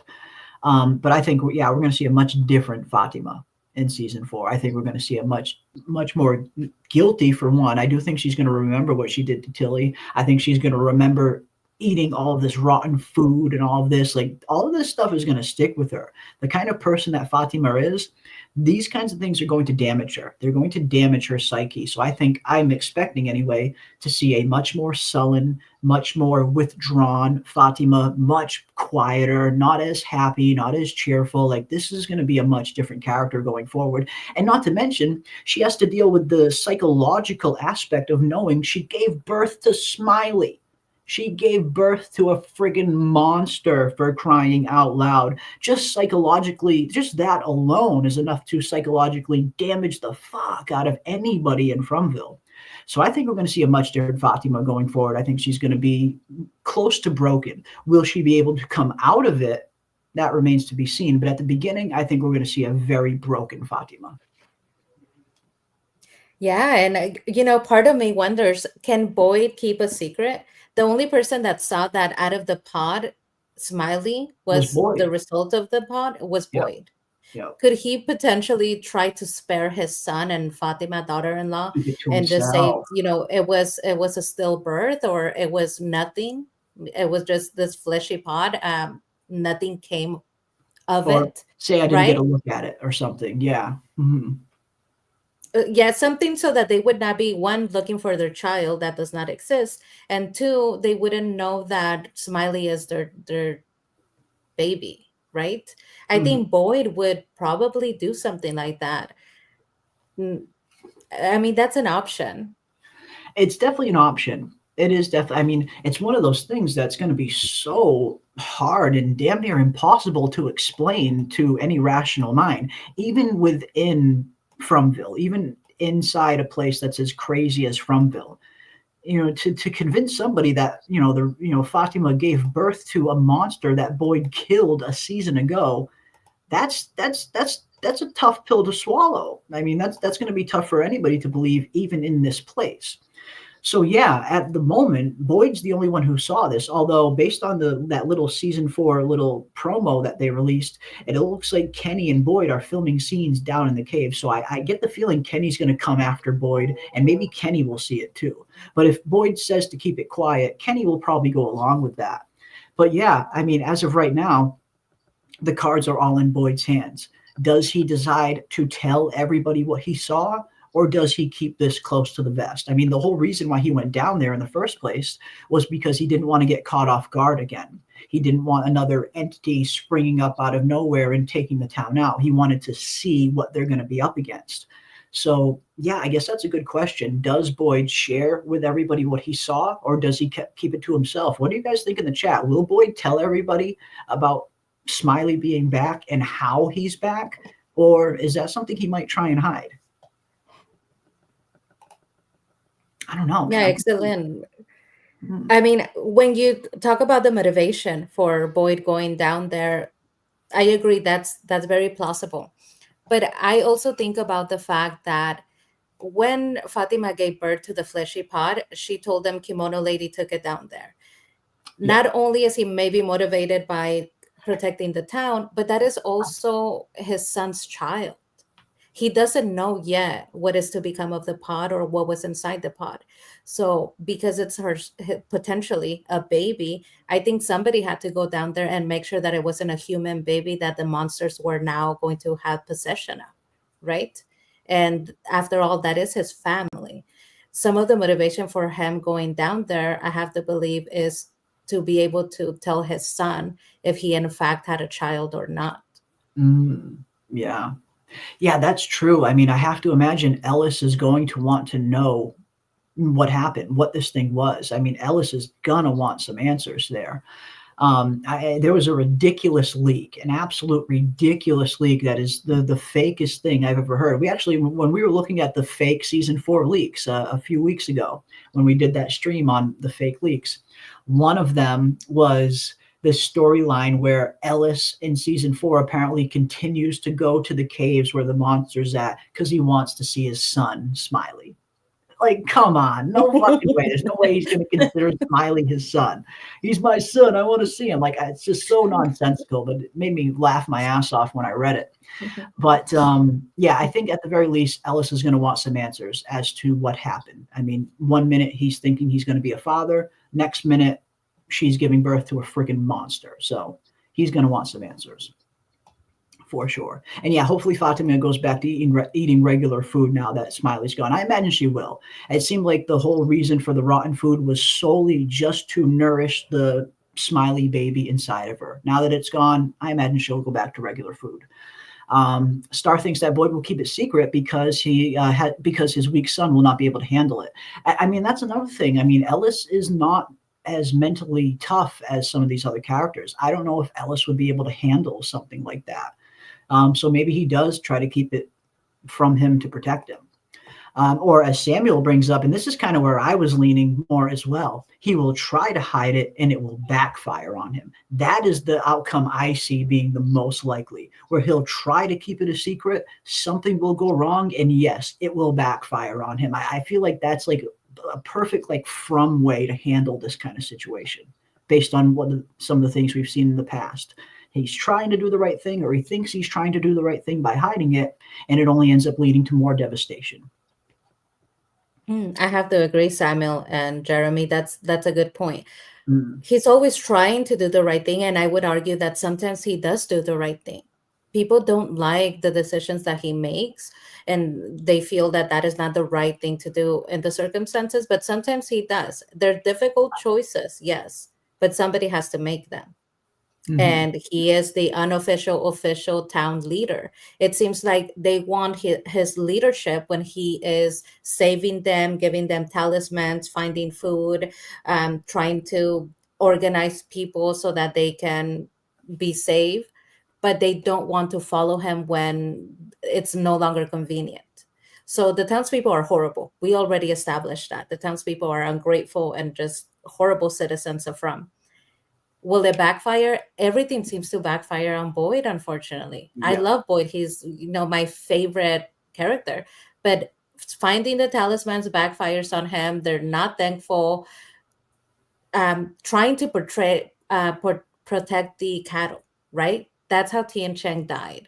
And nobody came out straight up and said it. Nobody that was close to Tian Cheng, but we did get Donna screaming at him and going off on him because he was trying to protect the cattle and lost Tian Cheng in the process. So it seems like everything kind of has a way of backfiring on him. It does. Yeah, Boyd has not had the best luck. Like you mentioned, he finds these talismans and boom, the town's safe. We finally have a way to protecting ourselves. But the price he has to pay to get those talismans is him literally having to kill his own wife to save his son. So nothing comes easy for Boyd. Yes, he's done a lot to save the people of this town, but it almost every time it has cost him something near and dear. And yeah, I definitely can see that. I can see that trend continuing throughout the rest of the series as well. But yeah, will Fatima find out? I guess Fatima will know she gave birth to Smiley, and will tell Ellis. Well, I mean, that's the thing. Fatima must know. I mean, even though Fatima only saw the pod, like Fatima only saw this pod.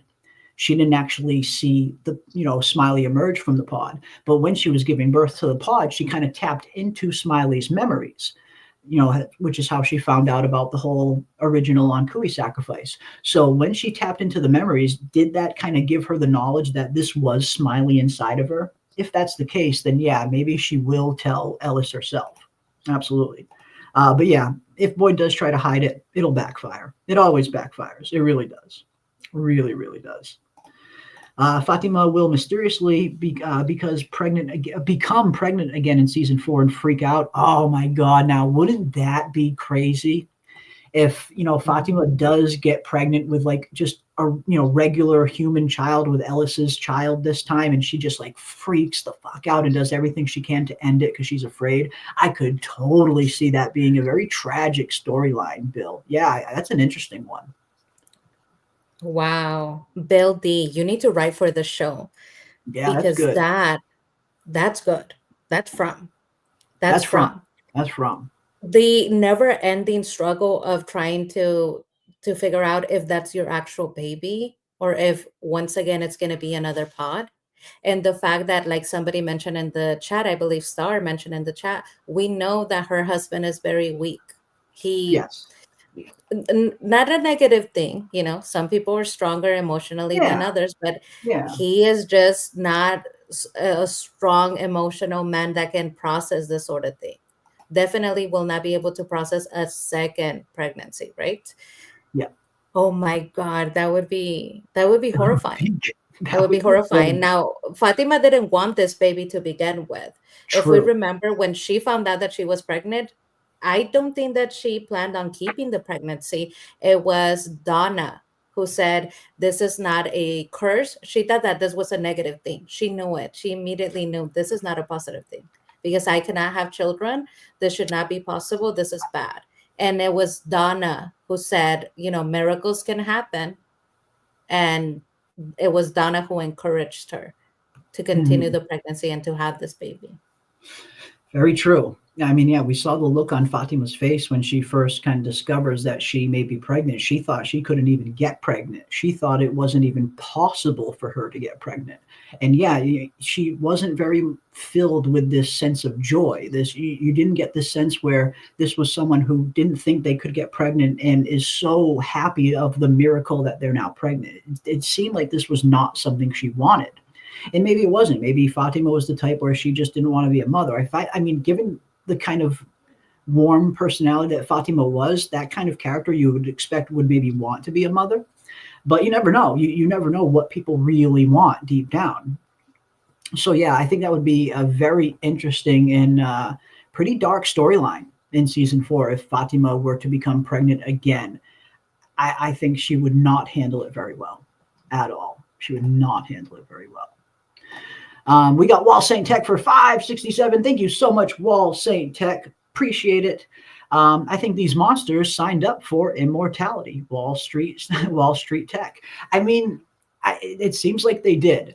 I mean, it seems like whatever kind of convinced them, because something clearly brought this deal to them. The way that Fatima describes it, she talks about it told them they would live forever. So something or someone, some kind of entity, the man in yellow, something else, something brought this to them and convinced them that this was a good idea. But at the end of the day, they had to do it under their free will. These parents decided to do this. They signed up for this immortality clause. Now, I get the feeling they were probably duped, and I get the feeling that this was probably not the immortality that they thought they were going to receive. But at the end of the day, they did do this under their own free will, it seems, and even went so far as sacrificing their own children. Yeah. Wall Street Tech. I absolutely they signed up for immortality. And lately I have been thinking, we tend to think about the monsters in a negative way. Because when you hear they sacrificed their children for immortality, it promised them they would live forever, you can't help but take it in a negative way. However, when we think historically, historically, people in the past would struggle. Food wasn't readily available. Sometimes they would starve, right? Especially when they were coming over to begin what now is the United States of America. A lot of people that were trying to colonize the land didn't know how to procure food. And so they would starve.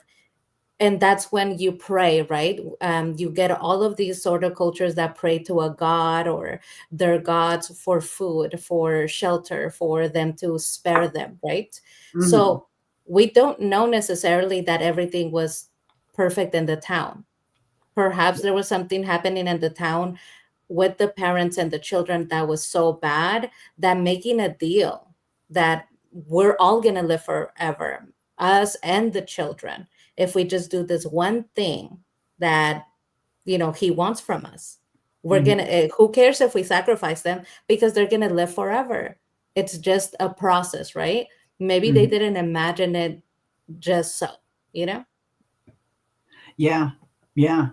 I mean, and that's why I mean, I liked how we got some of these answers, at the end of season 3, at least finding out, who the monsters really originally were and all of that. But I hated that it was through exposition, through Fatima's exposition. I really wish we could have seen it and not just heard about it. But I get the feeling that's something they were saving for probably season 4. I have to imagine there's going to be a flashback scene that gives us a definitive answer as to why the parents did this, how they did this, how this whole thing came about, who orchestrated all of it. I have to imagine that's going to be something that we see when it comes around, and we're not just going to learn it through exposition, or at least I hope not. Because yeah, we got to find out the truth. There's still so much about this sacrifice that we really don't know about. There's still more about it that we don't know than we do know at this point, I feel. But yeah, good stuff, guys. Very, very good stuff. Acosta is now the leader, but Sarah will take care of her. Yeah, Sarah will. I think Sarah would take Acosta out if she tried overthrowing Boyd. I mean, Sarah is like so ride or die for Boyd at this point. I don't think she would let anybody harm Boyd without her, getting out her old, toolbox. Yeah, again, I think Sarah's going to ride out for Boyd every time. I love that. And I'm loving that about her. Okay. Somebody needed to step up and help Boyd. I Yeah. have been wanting somebody to assist him. I know Kenny is of great help, but he also has the town. Boyd goes on excursions, adventures, and Kenny kind of takes care of the town. He needed another person, somebody that's willing to do the dirty work for him, the enforcer, if you will, and Enforcer. that has Yeah. become Sarah. It has become Sarah. Now, we need to remember, why does Sarah love Boyd this much? Sarah Mhm. loves Boyd because even though she never asked him to spare her life. In fact, she said, "Please put me in the box. I'm ready." Yeah. Boyd refused. Boyd refused to put her in the box. He refused to tell her that she was evil. He refused to gang up on her and just say, "You're a lost cause." And he challenged her to live. Yeah. So I think that earned her loyalty, her eternal loyalty. Yeah. The fact that she sacrificed her soul, and a lot of people were saying, really, she couldn't sacrifice her soul because she doesn't have one anymore. Still, the fact that she went ahead and enforced what needed to be done, I think that's honorable in a way. The fact that she is very loyal to Boyd, that's honorable in a way, I because a lot of the townspeople are not. Yeah, especially now. I mean, as I think Samuel brought it up a little earlier. Yeah, and Donna already said the townsfolk were losing faith in him. This could be, there could just be one little straw that's going to break the camel's back. This could be it. That whatever how Boyd handles the whole Fatima Smiley situation could be that final straw. Absolutely. And yeah, I mean, it definitely seemed like the town is nowhere near as behind Boyd as they once were during season 1 and season 2. They're losing their faith in him. Things are getting bleaker. Things are, they're all starting to have less hope.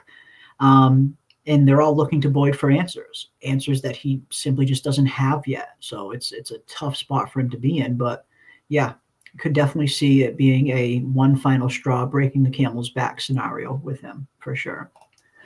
Fatima will have a personal connection with Smiley and will have to find the will power to resist it. Absolutely. And this was one of the first things that I was saying as well. Right when we saw this, I figured there's no way that this connection between Fatima and Smiley is just completely severed now.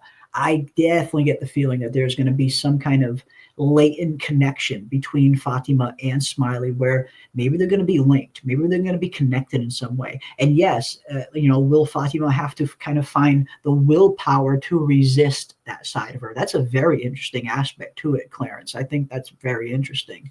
And I think you could be right too. Maybe there will be an aspect of that where she has to kind of resist the will, where she's feeling like she's drawn to Smiley because they have this link, this connection now. But yeah, I have to imagine there's going to be some kind of latent thing going on there between the two. There's no way it's going to be just completely severed now that he's born. Yeah, I agree, Clarence Brown.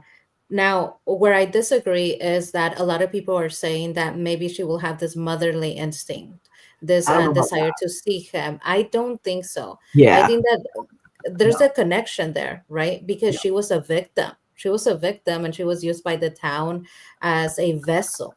She was a vessel for him to come back. I don't think it's going to be in a positive way.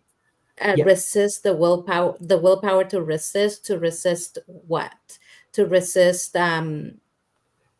Going dark what again, exactly? going evil again, maybe like how how kind of the evil took over her in that moment where she killed Tilly. Are we going to find that Fatima might be prone to these outbursts of anger and violence because she's got a piece of Smiley still in her that she has to resist? Maybe. I mean, honestly, I know, not popular opinion. I don't think that she was evil when she killed Tilly. I No, think I that that don't was think a so either. situation. I think Yeah, that that was a situation where she was super overwhelmed. She told this yeah. woman, "I'm eating trash. I'm eating Let me trash eat for my crying out loud. let me eat my trash in peace. I'm going Yeah, through it. I'm pregnant. I'm pretty sure I'm dying. I've told you multiple times to back off. You keep she talking to did. me, you keep chasing me. I told you stop, get away, get away, get away. And she snapped. I think it's a case of, a lot of people, even without a smiley, would be like, this lady just would not leave me alone. Plus she's going through so much. It's just like,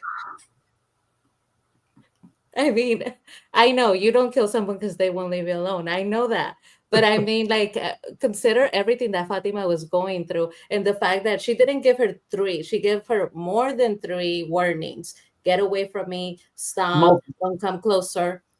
And Tilly puts her hands on her body. She grabs her hand and starts like grabbing, she's going to grab at her body. So, of course, she had it coming. She may have asked for it. She may have asked for it a little bit.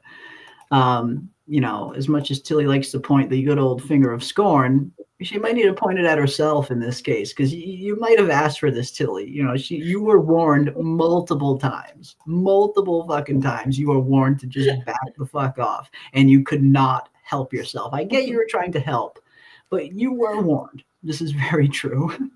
So hey, you get what you fucking deserve. Maybe we shall see. We shall see. Maybe the parents got manipulated into doing the sacrifice like we saw happening to Sarah and Elgin. Absolutely. They were manipulated into what they thought was best for the townspeople. I think it was one of those things where they knew that they were going to have to sacrifice their children. But yes, I think they were hoping that doing this was going to save themselves and save the entire town. And maybe that's why we see more monsters than parents. I mean, if only the parents were turned into monsters, there should only be around 12 monsters, but there's clearly much more than 12 monsters on the show, almost as if when they got cursed, the entire town got cursed along with them. But yeah, I do think some kind of manipulation was at play.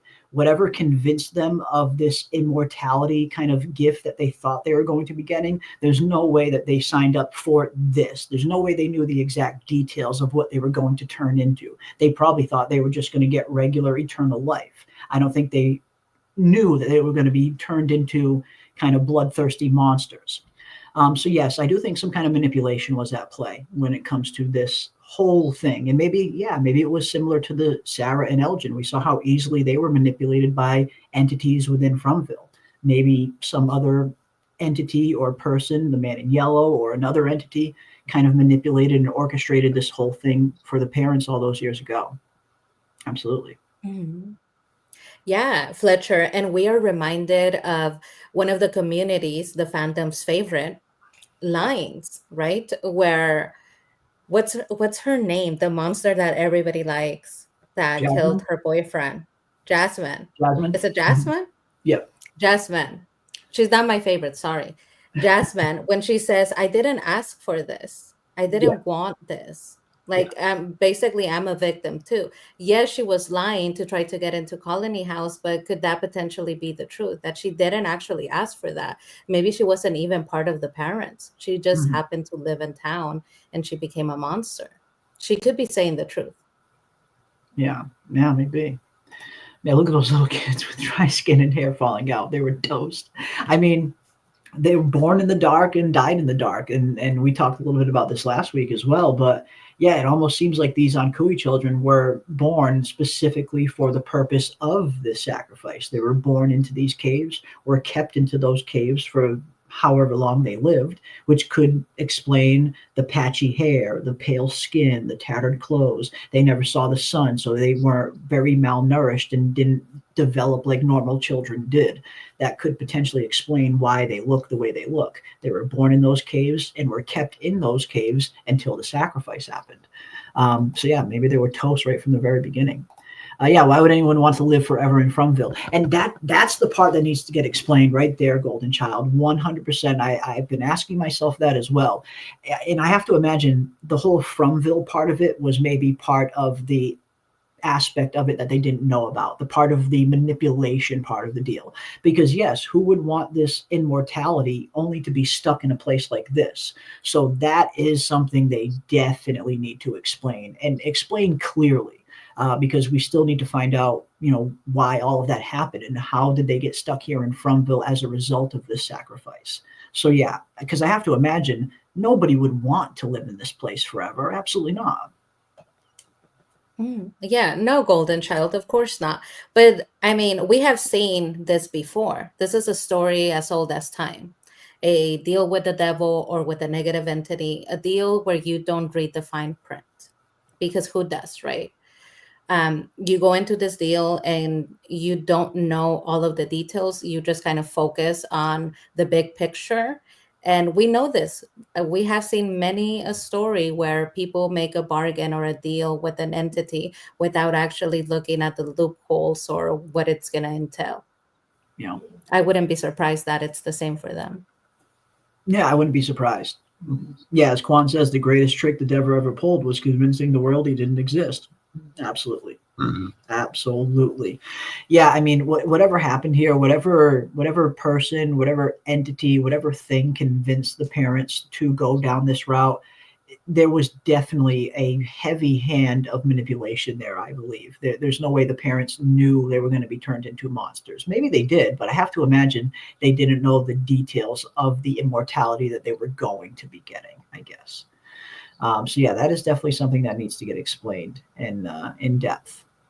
Explain it in depth. My question is, if the offer was so good, then why did Jade and Tabitha not take it too? Now that's a good question too. How come Jade and Tabitha, the original Jade and Tabitha, didn't go through with it? It seemed like, and I almost get the feeling, my theory, or what I'm gathering from what I've seen, I get the feeling that the original Jade and the original Tabitha originally were on board with it. I mean, maybe it was one of those deals where they were originally on board with the sacrifice, and then in the last minute, they decided they couldn't go through with it because of all of the time that they spent with these children. We hear Jade say that. We used to sing them lullabies. Maybe the original Jade and the original Tabitha were the parents that were tasked with guarding the Ankui children. Maybe they spent more time with them than the other parents, so they developed some kind of attachment to these children, started to see them more as children and not just objects to be sacrificed to get a desired result.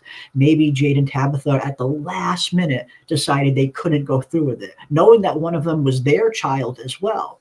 But yeah, if the offer was so good, why didn't they take it? Maybe their love for their child just simply, won them over at the end of the day. Maybe they saw their child and wanted their child to live more than they wanted immortality at the end of the day. Maybe it was a last minute decision where they were on board at first, but got to form a connection to these kids, started to sing them lullabies, and ultimately couldn't go through with it. So they tried to stop it right before it happened, but failed. Hmm. I like that idea. And I also think, there's another way that this could have gone. Back in the day, where when the sacrifice happened, the community guidelines and structure was the law. So what your community believed about you mattered, and the way that the community viewed you mattered. You could get in trouble for doing all sorts of things, right? Be Yeah. accused of witchcraft, they would burn you at the stake. The community had a lot of power over you. The other thing that could happen happening is that while most of the community decided that they would sacrifice the children, they took their child from them. And so it's better to join them and to pretend like I'll go along with this just so I could be close to my child. I'll be the security guard, the helper, the person that babysits or takes care of the children underground so that I could be close to them, so that I could be the one taking care of them until the sacrifice. And then you organize a plan to save the children. If the Mhm. community had made a choice that the children were going to be sacrificed, I find it difficult to believe that they would have had the power to say, not my child, and would have been spared by the community. I think Yeah. that that probably wouldn't have gone over very well when most of the town agrees on a sacrifice. Yeah. Hmm. Maybe. Maybe. Yeah. I mean, there's a lot of questions there. There's still so much that really needs to get explained about this whole sacrifice and everything, how it went down, how it was originally brought to them, who was in on it, who wasn't in on it, what role did the original Jade and the original Tabitha play. Again, I feel like there's still more about this that we don't know than answers that we do know, that we did get at the end of season 3. There's I feel like there's more we still don't know. And I hope we find out in season 4. Hopefully, it will be the season where we finally get that definitive answer.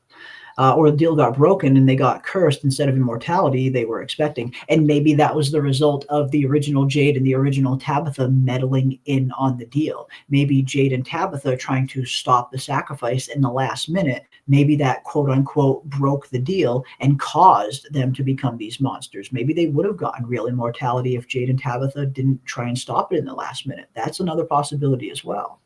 Absolutely. But yeah, there's so much there we don't know. They definitely need to explain the rest of it. Yeah, because Jade and Tabitha not going through with it. Yeah, that could have been that could maybe that's the answer. Maybe that is the answer as to why the rest of them got cursed and why Jade and Tabitha got cursed to be reincarnated every generation and always having to come back and get stuck in Fromville. But yeah, I mean, I get the feeling that they were originally in on it at the beginning. And I think at the last minute, they just couldn't go through with it because they developed an attachment to these children. And I think that line from Jade, we used to sing them lullabies, was a very clear indication of that maybe they were on board at one point, but when push came to shove, they couldn't go through with it and tried to stop it. But, Yeah, I think that's a great point. The lullaby idea, when you view them as children and you're actually singing to them and talking to them, right? Which that's what they made it seem like. They made it seem like they had a closer relationship to the children than the others. Then you can't help but see them as actual people. And when you see them as people, of course, you can't sacrifice them. You can't use them as a tool to gain immortality. So that makes a lot of sense. I really like that idea. mhm. Yeah, yeah, could be, could be. Smiley to Fatima, your blood is my blood now. If they are connected, maybe Fatima can mentally torture herself to torture Smiley. Yeah, I mean, how deep does the connection go? I suppose is going to be the question. I definitely think there's going to be some kind of lingering connection there between Smiley and Fatima. But yeah, how deep is that connection going to go and how can it be utilized? Can Smiley utilize it to torture Fatima or could Fatima utilize it to mess with Smiley? Even, who knows? But I definitely think there's going to be some kind of connection there. I guess the question now is just how deep is it going to be and what is the end result of this connection going to mean? I don't know, but maybe it is something that Fatima can ultimately use to her advantage in the long run. We shall see. Do you think Tilly did it on purpose to have her soul trapped there? Interesting. Interesting.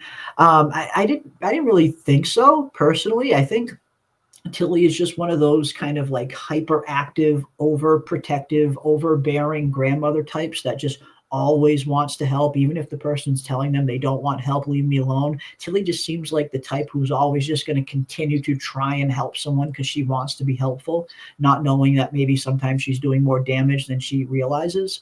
But no, I think that's an interesting idea, if nothing else. That was she deliberately looking to get killed to become trapped there? I don't know. I mean, I never thought of that, but I suppose anything could be possible. But I tend to think Tilly was just trying to be helpful in her Tilly way, which is annoying to a lot of people. What do you think? You think Tilly did it on purpose to get stuck there? Think she knew? Tilly's strange. Like Star is saying, Jen, the teacher, you make a great point.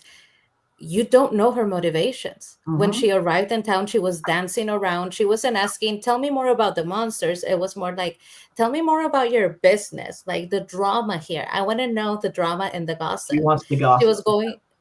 She wanted the gossip. She didn't even know Boyd, and she went over to Boyd and said, oh, I just saw so-and-so go over to the forest. She doesn't even know anything about the forest. She was very strange from the beginning. So if you tell me that she did it on purpose because she wanted to get stuck there, she seemed to like it. You have a great point. Now, let's not forget, maybe kind of like in Lost, right? Tilly was sick. When she arrived into town, she had liquid morphine because she was experiencing a sort of sickness. I don't know, was it cancer, perhaps? But she was sick. Yeah. We didn't see the medicine be administered to her. We didn't see her asking for the medicine. We didn't see her getting worse. She seemed to be doing just fine. So potentially, just like in Lost, all of her ailments went away when she entered From, and all of a sudden she could dance again and she felt healthier and better and her body wasn't hurting as much. Maybe you would want to get stuck there. Maybe you would like it there, unlike everybody else, because it has cured you. Yeah.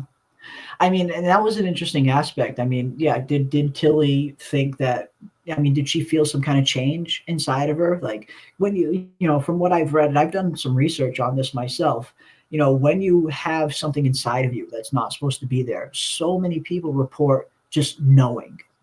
Long before they go to the doctor, long before they get any tests done, people just, sometimes they just know that there's something inside of them that shouldn't be there.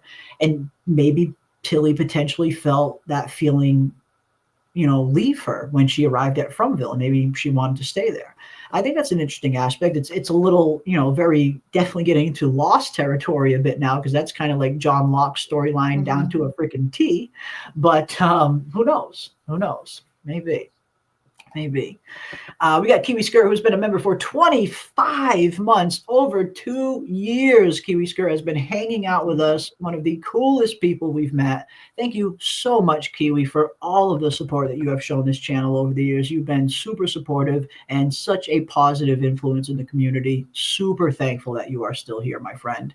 Woohoo, still here, must be good. We try. We certainly try. We hope people have a good time. That is our aim, at the very least, for people to have a little bit of fun here and talk about a show that we all very much enjoy. So thank you so much for all the support, Kiwi. Very much appreciate you. 25 months. Holy hell, that definitely deserves a whoa. Whoa. Thank you. Very much appreciate it. Very much appreciate it. Yeah, awesome stuff tonight, guys. Great theories all around. Absolutely loving it. Loving it. Or maybe at the last minute, they learned something about how sinister the deal was. Sacrificed kids would be trapped or something. Maybe. I mean, yeah, exactly. I mean, what caused the original Jade and the original Tabitha to change their mind last minute? Was it simply just love that they felt for their child and just couldn't go through it? Or, as you mentioned, Sherry, yeah, maybe they found out a little something more. Maybe they fucking finally found that little bit of fine print at the bottom of the contract and actually read it and realized, holy shit, this is not what we were promised, and tried to stop it last minute.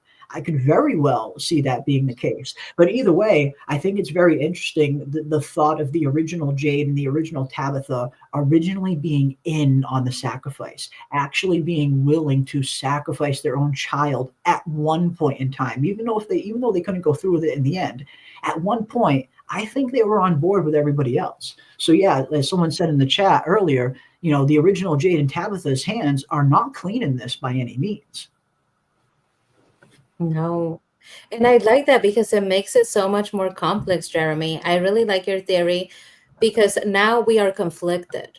We love Jade and love Tabitha, but finding out that they are partially the reason for Yeah. the children's sacrifice, that makes it more, you are conflicted. You root for them while you also know you were all on board. How could you? How could you do this to these children?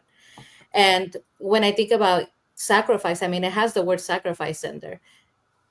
The fact that they wouldn't know that the children would be surrendered, sacrifice, that's the meaning of the word. When somebody tells you, I need you to sacrifice an animal, a child, a person to me, sacrifice is the surrendering, the offering of this person to a god, a supernatural entity, a deity. You are offering them up. So I believe that if they were told you're going to sacrifice your children to me, they would know sacrifice means I'm giving them to you. Mm-hmm. I'm doing this and you're going to keep them. You're going to take them. Yeah. Yeah. Yeah. It's very, very heavily implied for sure. For sure. And yeah, this is an interesting one. And I think we're at least led to believe it was, the original Jade and Tabitha. Who do you think was the one that told them the story that gave them hope, that eventually led to the roots that created the symbol Jade Saw? Very true. I mean, what we hear from about the Ankui children is someone that they loved and that loved them told them a story that gave them hope. And they poured all of that hope into the roots above them, and it became the first faraway tree, from what we gather. But who told them that story? Who was this mysterious someone or someones that gave them this hope? I mean, I have to imagine it had to be the original Jade and Tabitha. Who else could it have been? I mean, I suppose it could have been one of the other parents or someone else from that original timeline, but based on what we know about the original Jade and the original Tabitha, how we know they tried to stop this sacrifice, that indicates to me that they formed an attachment with all of these children, including one of them being their own. So if I had to guess just off the top of my head, it was probably the original Jade and the original Tabitha that told them some kind of bedtime story, because we know that they used to sing them lullabies. Maybe one of the lullabies that they sang to them was the story that gave them hope. Lullabies are stories sometimes too, not just songs. So I have to imagine it was the original Jade and the original Tabitha that gave them some kind of story that gave them that hope to hold on to. Yeah, I have to agree. Fletcher, how I envision it is that since they couldn't save them, they are present at the sacrifice. We kind of see that depicted on the wall of the cave, where there is the children, the community, and then two little stick figures on the side. Off on the side, yeah. I would have to say, they were watching this happen. They couldn't help the children. But what do you do when you need to comfort somebody, even though you know things are not going to be okay? We saw Boyd do this actually with T and Chick. When you have to comfort someone that is not going to make it, but you have to provide them comfort, you tell them a story. You tell them you're going to be okay. Just keep listening to me. Just like a boy told Tilly, just focus on me. Just look at me. Just everything's, you're okay. You're okay. You're so strong, right? He told her like, this is the end, or for her to be in despair. You tell them a beautiful story so that they could have hope. Yeah. Even when the situation is hopeless. So it makes me think that Tabitha and Jade would tell the children, I'm going to help you. I'm going to come back and save you. I'm going to help you. We're going to save you. I'm going to come back for you. And so that gives the children enough hope that they build the tree and create a warp in time and space that makes it possible for them to come back and save them, because they were told they were going to save them. That's how I imagine that sort of thing would work. Yeah, it could very well be. Could very well be. I mean, yeah. Again, something very wrong went on during the sacrifice. Whatever the original plan was, clearly wasn't how it went down, or they were very much manipulated into thinking it was one thing and it was really something else. But yeah, they really, really need to kind of dive into this. We really need to get a proper flashback and actually see what happened. It's one thing to learn a little bit about it through exposition from Fatima, but hearing about something is never as good as actually seeing it with our own two eyes in the form of a flashback. So I have to imagine they're going to return to that original timeline in season 4. I have to imagine they're going to return to this original event, the original Ankui sacrifice, what kicked it all off, who convinced the parents to do it in the first place. I have to imagine these are answers we're going to be getting in season 4. I hope they don't push that to season 5, but we shall see. We shall see. Awesome stuff. Awesome stuff. But yeah, I can't wait. I cannot wait. I'm very much looking forward to learning a little bit more about what season 4 is going to be doing. It seems like we're finally getting some new information. Again, we got a new casting announcement, which was pretty interesting.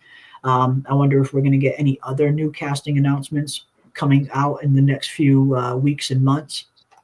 And hopefully we'll learn a little bit more about who this character is actually going to be. What role are they going to be playing? Is this going to be a character in the present day of Fromville that gets stranded there like everybody else? Is this going to be a character that is involved in a different time period during a flashback?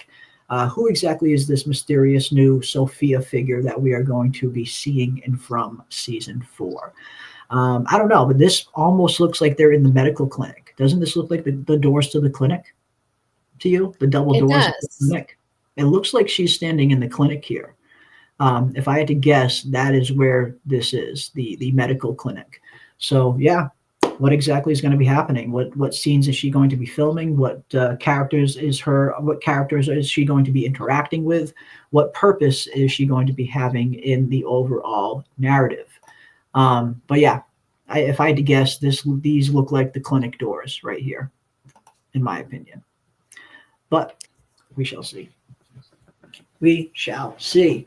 But I'm loving it. I'm loving diving into From again. It's been so fun doing these streams every Sunday. We're going to continue to do them every Sunday. At this point, Sunday is the official Fromville Hour day. So every Sunday at 10 p.m. Eastern, PM and I are going to be right back here diving into From with each and every one of you, continuing to go over all of your thoughts, all of your fan theories. We want to know what you guys think going into season 4. Who's going to live? Who's going to die? What kind of storylines do we have to look forward to? What kind of new characters are we going to meet?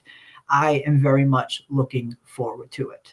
Yeah, I don't know, but I hope she's crucial. I don't really want more characters if they're not. Me too. I'm so glad you brought that up, Sherry Ann, because I 100% agree with you there. Because we saw the just plethora of new characters that we got in season 2 when the bus arrived. And how many of those characters turned out to be, really secondary characters that didn't really go much of anywhere. I mean, we're still know nothing about the bus driver. There's still so many of those characters that came in and just didn't really fold into the main overall plot. So yes, if this is a new character, which it seems to be, I do hope she's going to have some kind of part in the main storyline. We definitely don't need more secondary characters that are just going to be kind of fill in background pieces. We have way too many of them already. But we'll see. Yeah. From what we hear, her father was a pastor. That's some of the information we've gathered so far. Yes, her father is some kind of pastor. Now, does that mean could she potentially be the daughter of Father Cautry even? I saw some people bringing that possibility up. I don't know. Maybe. I suppose anything's possible. Who knows what Cautry did before he put on the cloth? I don't know. Maybe he wasn't always a priest. Maybe he lived a regular life and had a family before he became a priest. Maybe this is Cautry's daughter. I don't know. Who knows? But yes, we do. From what we understand, she seems to be the daughter of a pastor. So I'm looking forward to learning a little bit more about her and seeing what kind of role she's going to play. Yeah, we were theorizing in the Discord. We don't know that she arrives by herself. I like the idea of her True. arriving to town with her father. If her father is a pastor Mm-hmm. and they arrive into From, the church is vacant. we know that the town likes to have people who fit the description of what is needed in town. We no longer have Kotri. We don't have a religious figure. Tilly, which you mentioned earlier, Mhm. was creating prayer circles. So she kind of took Yeah. over that, giving the people some religion. But Yeah. now that Tilly is gone, it opens up this role. I like the idea that her father is there and that he's going to take over the church. And once again, we Ooh. will have somebody that is the religious figure in from. Then we went further because, of course, we did, right? It's tinfoil. We went further and we were thinking this could be cult. We need a cult in from. If they are religious extremists, if she is so sheltered because she looks to be an older, like an older woman, she doesn't look to be a teenager or a child. If she's so sheltered, maybe they are very like religious extremists to the point where they will form a cult and Mm. they'll have their own ideas as to why they are condemned to from. Interesting Which, point. you know, I would love to see a cult in from because I love cult to anything. No, me too. I mean, and like Fletcher brings up, which is a very good point. I mean, yeah, we do kind of need that religious aspect in from. It's been present on the show in pretty much every season up until now. It was Cautry in season one, and yeah, season two, Tilly kind of took over that role, bringing forming her own prayer groups and such. So yeah, I mean, is this going to be our next kind of religious figure within Fromville? Do we need another aspect, another character to fill that role and to start bringing some different ideas into Fromville that could potentially start to fracture the community even more than it's already fractured? I mean, I know we've talked a lot about there potentially being another schism that might happen between the people of Fromville that might divide them again, like what happened way back when Boyd and his wife were still alive. When Boyd arrived at the town, there wasn't a divide between the town. It wasn't Colony House and the town. It was all just one big town. It seems like the catalyst that caused the split was Boyd's wife going, maniac and fucking shooting everybody. It seemed like that was most likely the rift that split the town into two factions, where some people stayed in the town and wanted to be part of a town, and some people wanted to go be part of Colony House and just kind of party all the time. But slowly but surely, we started to see these two factions start to kind of knock that wall down. By the time you get to seasons 2 and 3, they very much feel like they're just one giant town again. Because the vibe you get in the very first episode, the very first few episodes of season one, you very much get the vibe like it is a divide. There is two different communities within here, to the point where Boyd couldn't even walk up to Colony House without Donna stopping him and saying, "No, you shouldn't be up here, Boyd."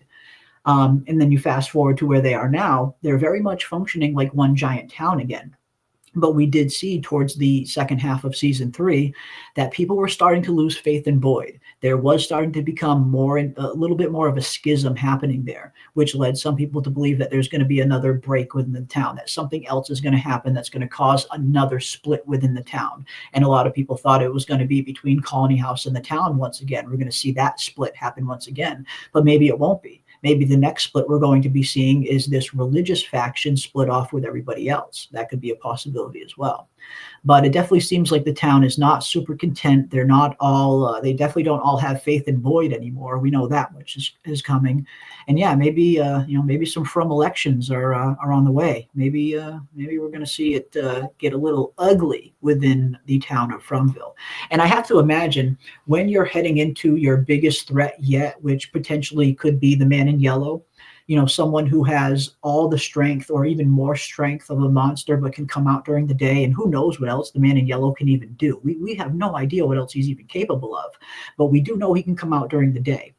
And I have to imagine the talismans are not going to keep the man in yellow out. So on the cusp of them potentially facing their biggest threat yet, for the town to divide and crack now would be the worst time for that to happen. So that's when it's going to happen, to maximize the struggle that the town is going to be going under. Just when they're about to face their biggest threat yet, that is when they start to divide amongst themselves. Could add a very interesting tension and a very interesting kind of secondary storyline to season 4 if they're splitting in fact, and kind of factoring off to different factions just as they're finding out about the man in yellow. I love that, Jeremy. Also, I mean, we have evidence for this. We have evidence. When things get really difficult in town, people disagree. They tend to go their separate ways and they tend to disagree on the course of action. We saw that with the town meeting. When Tabitha came back, that was a huge deal for the town. And Mhm. in that situation where it was high pressure, the town disagreed. Nobody wanted to follow Boyd. Nobody agreed with what he wanted to do. Everybody had their own opinion. They wanted to start doing their own thing. So it makes perfect sense. Now, having somebody who is religious and tells them, "Don't listen to Boyd. This is what we should do. You need to follow God, or you need to follow religion." And Tabitha already has religious ideas where she keeps saying, "Maybe I'm being punished." She just kept repeating that over and over, "I'm being punished," even when she was in the real world. So a lot of the people, Elgin is religious, Sarah was religious. There's a lot of people that can be convinced if you tell Mhm. them to follow them based on religion. Yeah, it's I mean, religion, it's definitely a good avenue, a good tool in which to manipulate people into doing your bidding. I mean, we've seen it on the show numerous times, like you mentioned, with both Sarah and Elgin. And I imagine we'll see it again with some other character. But yeah, I can definitely, I mean, I have a feeling just as they're about to face their biggest threat, that is when the town is going to be at its most divided. And that is going to make for a very interesting kind of battleground for them kind of going up against the man in yellow if they're doing it during a time where they can't even trust themselves. Unless the man in yellow, the threat of the man in yellow, is the one thing that brings the town back together and gets them to kind of heal that rift once they realize there's a bigger threat out there than they ever have even dreamed of. Because as Michael mentions, Martin did say that the monsters were just the tip of the spear, indicating that there is a lot more out there. There are other things out there that we have not seen yet. Even, and even with Abby, saying that there's, Martin saying there's things out there in the forest, things worse than your worst nightmares. So we have not seen everything that's out there yet. And as Kiwi brings up, the dragging of the tent, the spiders, like there's definitely more out there that we have not seen yet. The little kind of shot that we got of the younger version of Tabitha with something kind of creeping up on her that she screams when she sees. We don't know what that was yet. So yeah, there's, the knocking on the cabins that we see in season 3, which still wasn't explained. There's definitely more out there that we have not seen yet. And who knows? I mean, the man in yellow could be the thing that comes in and breaks that rift to pieces, or he could be the one thing that gets the town to kind of finally come together, knowing that they're about to face their biggest threat. It could go either way, but I'm looking forward to it. Either way, I am looking forward to it. Cannot wait to see what kind of role the man in yellow is going to play overall in season 4.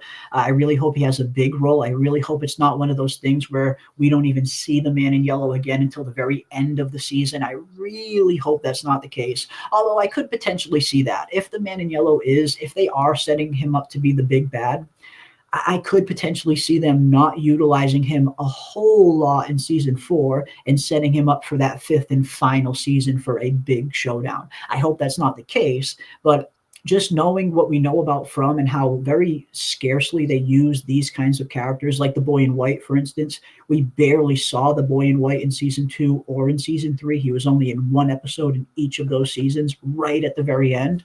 So as much as I don't want this to happen, I wouldn't be too surprised if we don't see a whole lot of the man in yellow until the end of the season. I hope that's not the case, but I Hmm. wouldn't be surprised. We shall see.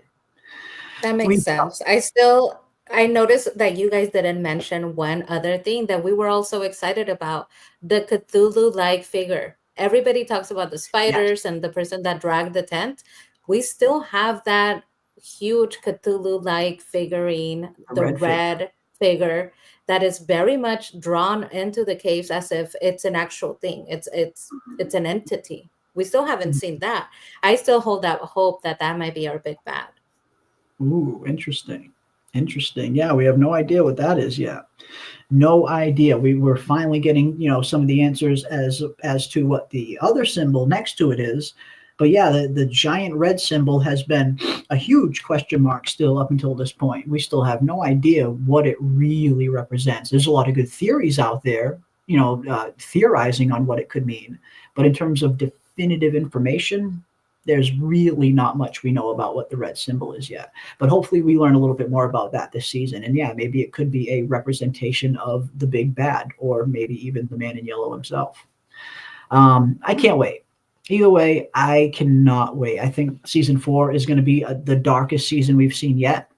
I think if they are only planning on doing 5 seasons, which they have alluded to, then that means season 4 is going to be the dark period, the Empire Strikes Back of the trilogy, the time where it gets darkest for the people of Fromville, the time where they face their biggest threat to date. And it's probably going to be the season where they suffer the most losses as well. I have to imagine we're going to lose a lot of main characters in season 3, a lot more than just 2 like we lost in season 3. In season 4. We're going to lose a lot more than just 2. We lost Tien Chen and Jim in season 3, 2 main characters, which was devastating. At least Tien Chen was devastating for everybody. I know not everybody really cared about the Jim loss, and some people even loved watching Jim get killed. But I definitely think season 4, this next season, is going to be their darkest season yet. And I think we're going to lose a lot more than just 2 main characters by the time this season is done. Hopefully setting up a 5th and final season where they pull themselves up from the damage that season 4 did and ultimately triumph in the end. But season 4 is going to be the dark period for Fromville, I very much believe. I mean, that makes perfect sense. And yes, Star, we lost the cow and Ethan's best friend, the goat. Ethan's best friend, the goat. We also lost her. A lot of loss. Yeah, the cow, far more important than Jim. I did feel bad about the cow, the poor cow. I did feel bad about, for sure. Yeah, the milkman monster was out of control. Savage, that milkman monster was. Just absolute savage, taking out that cow the way he did. No heart whatsoever. But yeah, I can't wait. I think season 4 is going to be a great season, but I also think it's going to be a very dark season. I think they're going to face their toughest challenges yet. I think they're going to suffer their biggest losses yet. And hopefully that will prime them to rise from the ashes in season 5 and ultimately triumph. But who knows? But either way, I think we're in for a very, very interesting season when season 4 does eventually come around. We do know that they're planning for early 2026 for season 4 to come out. So hopefully, we see some kind of definitive confirmation or some definitive news from MGM, giving us an indication as to when we can really expect it. But a lot of people are expecting early 2026, as they have said early winter 2026 themselves, which indicates they're going to try and get it out beginning of the year. And of course, in other news, I just read today that 28 years later, The Bone Temple, the sequel to 28 Years Later, has been shown to test screen audiences and is being widely praised, apparently. And from what I hear, we are going to be getting a teaser for 28 Years Later, The Bone Temple, very, very soon. Our first trailer for the next 28 Years Later film should be coming out very soon, from what I'm told. And I cannot wait for that. Anyone who was here for our 28 Years Later coverage, we dove head first into that one, and we'll be doing so again when the next 28 Years Later comes out, which is slated to premiere in January. We're supposed to get the next 28 Years Later this January, just a few months away. So yeah, right around now would be a time where we finally start to get a trailer for this second film. So when that does drop, we will be breaking it down in its fullest extent, and we'll be talking all about it here on the channel. But I'm looking forward to that. You ready for another 28 Years Later trailer? I am so ready. I saw that today and I was the first one. ecstatic. They'll never top Boots. Imagine if they use Boots again. Oh my God, Just in yes. a Use different way. Boots again. Yeah. Like just remix Boots. Just please don't let Just go of keep the Boots. remixing Boots over and over again now. I love that. We need a From and Boots. I've been collab. working. I made one. I wasn't too happy with it. I'll make a proper one. I promise before season 4 of From gets here, I will have a proper Boots From intro for the beginning of our streams. I promise I will have it done. I love the intros that you make to Boots. It just fits everything. It really fits at just about everything, or everything that we like at least. But I was ecstatic. I saw the reviews and people were saying, if you thought that 28 years later was good, the Bone Temple is way better. It's like so much better than that, because they're aware that a lot of people were not very happy with the ending, but they do say that the villain, the acting, and the villain's character is one of the best villains ever. They're praising him for his acting as the villain. He himself says that this is the darkest role he's ever played, and he was in Sinners, a zombie, um or no, a vampire, right? He was a vampire in Yeah. Sinners. So I'm really excited. Also, they're saying it's going to be a lot of him, the villain, and the doctor, which I didn't expect. I expected Spike to carry on and be kind of the main character of the I second think he story, will but they're be. saying that, like, the doctor is very much involved, Mm. way more than in the first film. Which in the Yeah. first film, I thought that he had a significant role. But if Yeah. he's going to be even more involved, that makes it, and it makes sense because the Bone Temple belongs to him. It's Yeah. his. So that makes Yeah. total sense. I'm so Yeah. excited. I am. I'm excited for it. I mean, it's already getting some good receptions, which is good. But yeah, I mean, with the second one being titled 28 Years Later, The Bone Temple, yeah, I mean, I have to imagine that he's going to have a pretty significant role. And like you said, he had a big role in the first one too. But I imagine Spike will be as well. I think we'll probably still get a heavy dose of Spike and him continuing his hero's journey. But I think we're going to see, the Jimmy Gang and the Doctor be a lot more prominent in this next one for sure. For sure. And even Danny Boyle said that the Jimmy Gang kind of dominate a good portion of the second film. So we'll see where they're going to go with that storyline. But looking forward to seeing it. I mean, I liked 28 Years Later. There were parts of it I didn't like. I wasn't a big fan of the ending. There were some things I thought just didn't work very well. But overall, I'm still very much looking forward to the next 28 Years Later. The Bone Temple will be covering all of that here on the channel. And yeah, apparently the the first trailer is being teased. And right around now would be a perfect time to show the first teaser trailer, as the movie is only 5-6 months away from being released. So yeah, they got to get a trailer out, and they got to start hyping this up yet again very soon. All they ever released so far on the official 28 Years Later Instagram post is this little quote: "Then out of the smoke locusts came upon the earth, and to them was given power, as the scorpions of the earth have power." Everything is about to change. That's all they're giving us for now. Very cryptic, not a whole lot there to go on, but I'm loving the vibe already. And yeah, as soon as the 28 Years Later teaser drops, we will be breaking it down in full right here on the channel. And of course, we will be continuing our Fromville Hour streams right here every single Sunday. And we will continue to dive into all of your fan theories, all of the theories for season 4, everything you guys think is going to be happening as we continue to count down the wait until we finally get some kind of From teaser trailer, which is hopefully a few months away as well. Just a few more months away. Hopefully we'll get a nice little From teaser trailer as well. But big thank you to each and every one of you for joining us on this fine evening. Stay safe out there, ladies and gents. Keep those tinfoil hats on, folks, and we will see each and every one of you on the next one.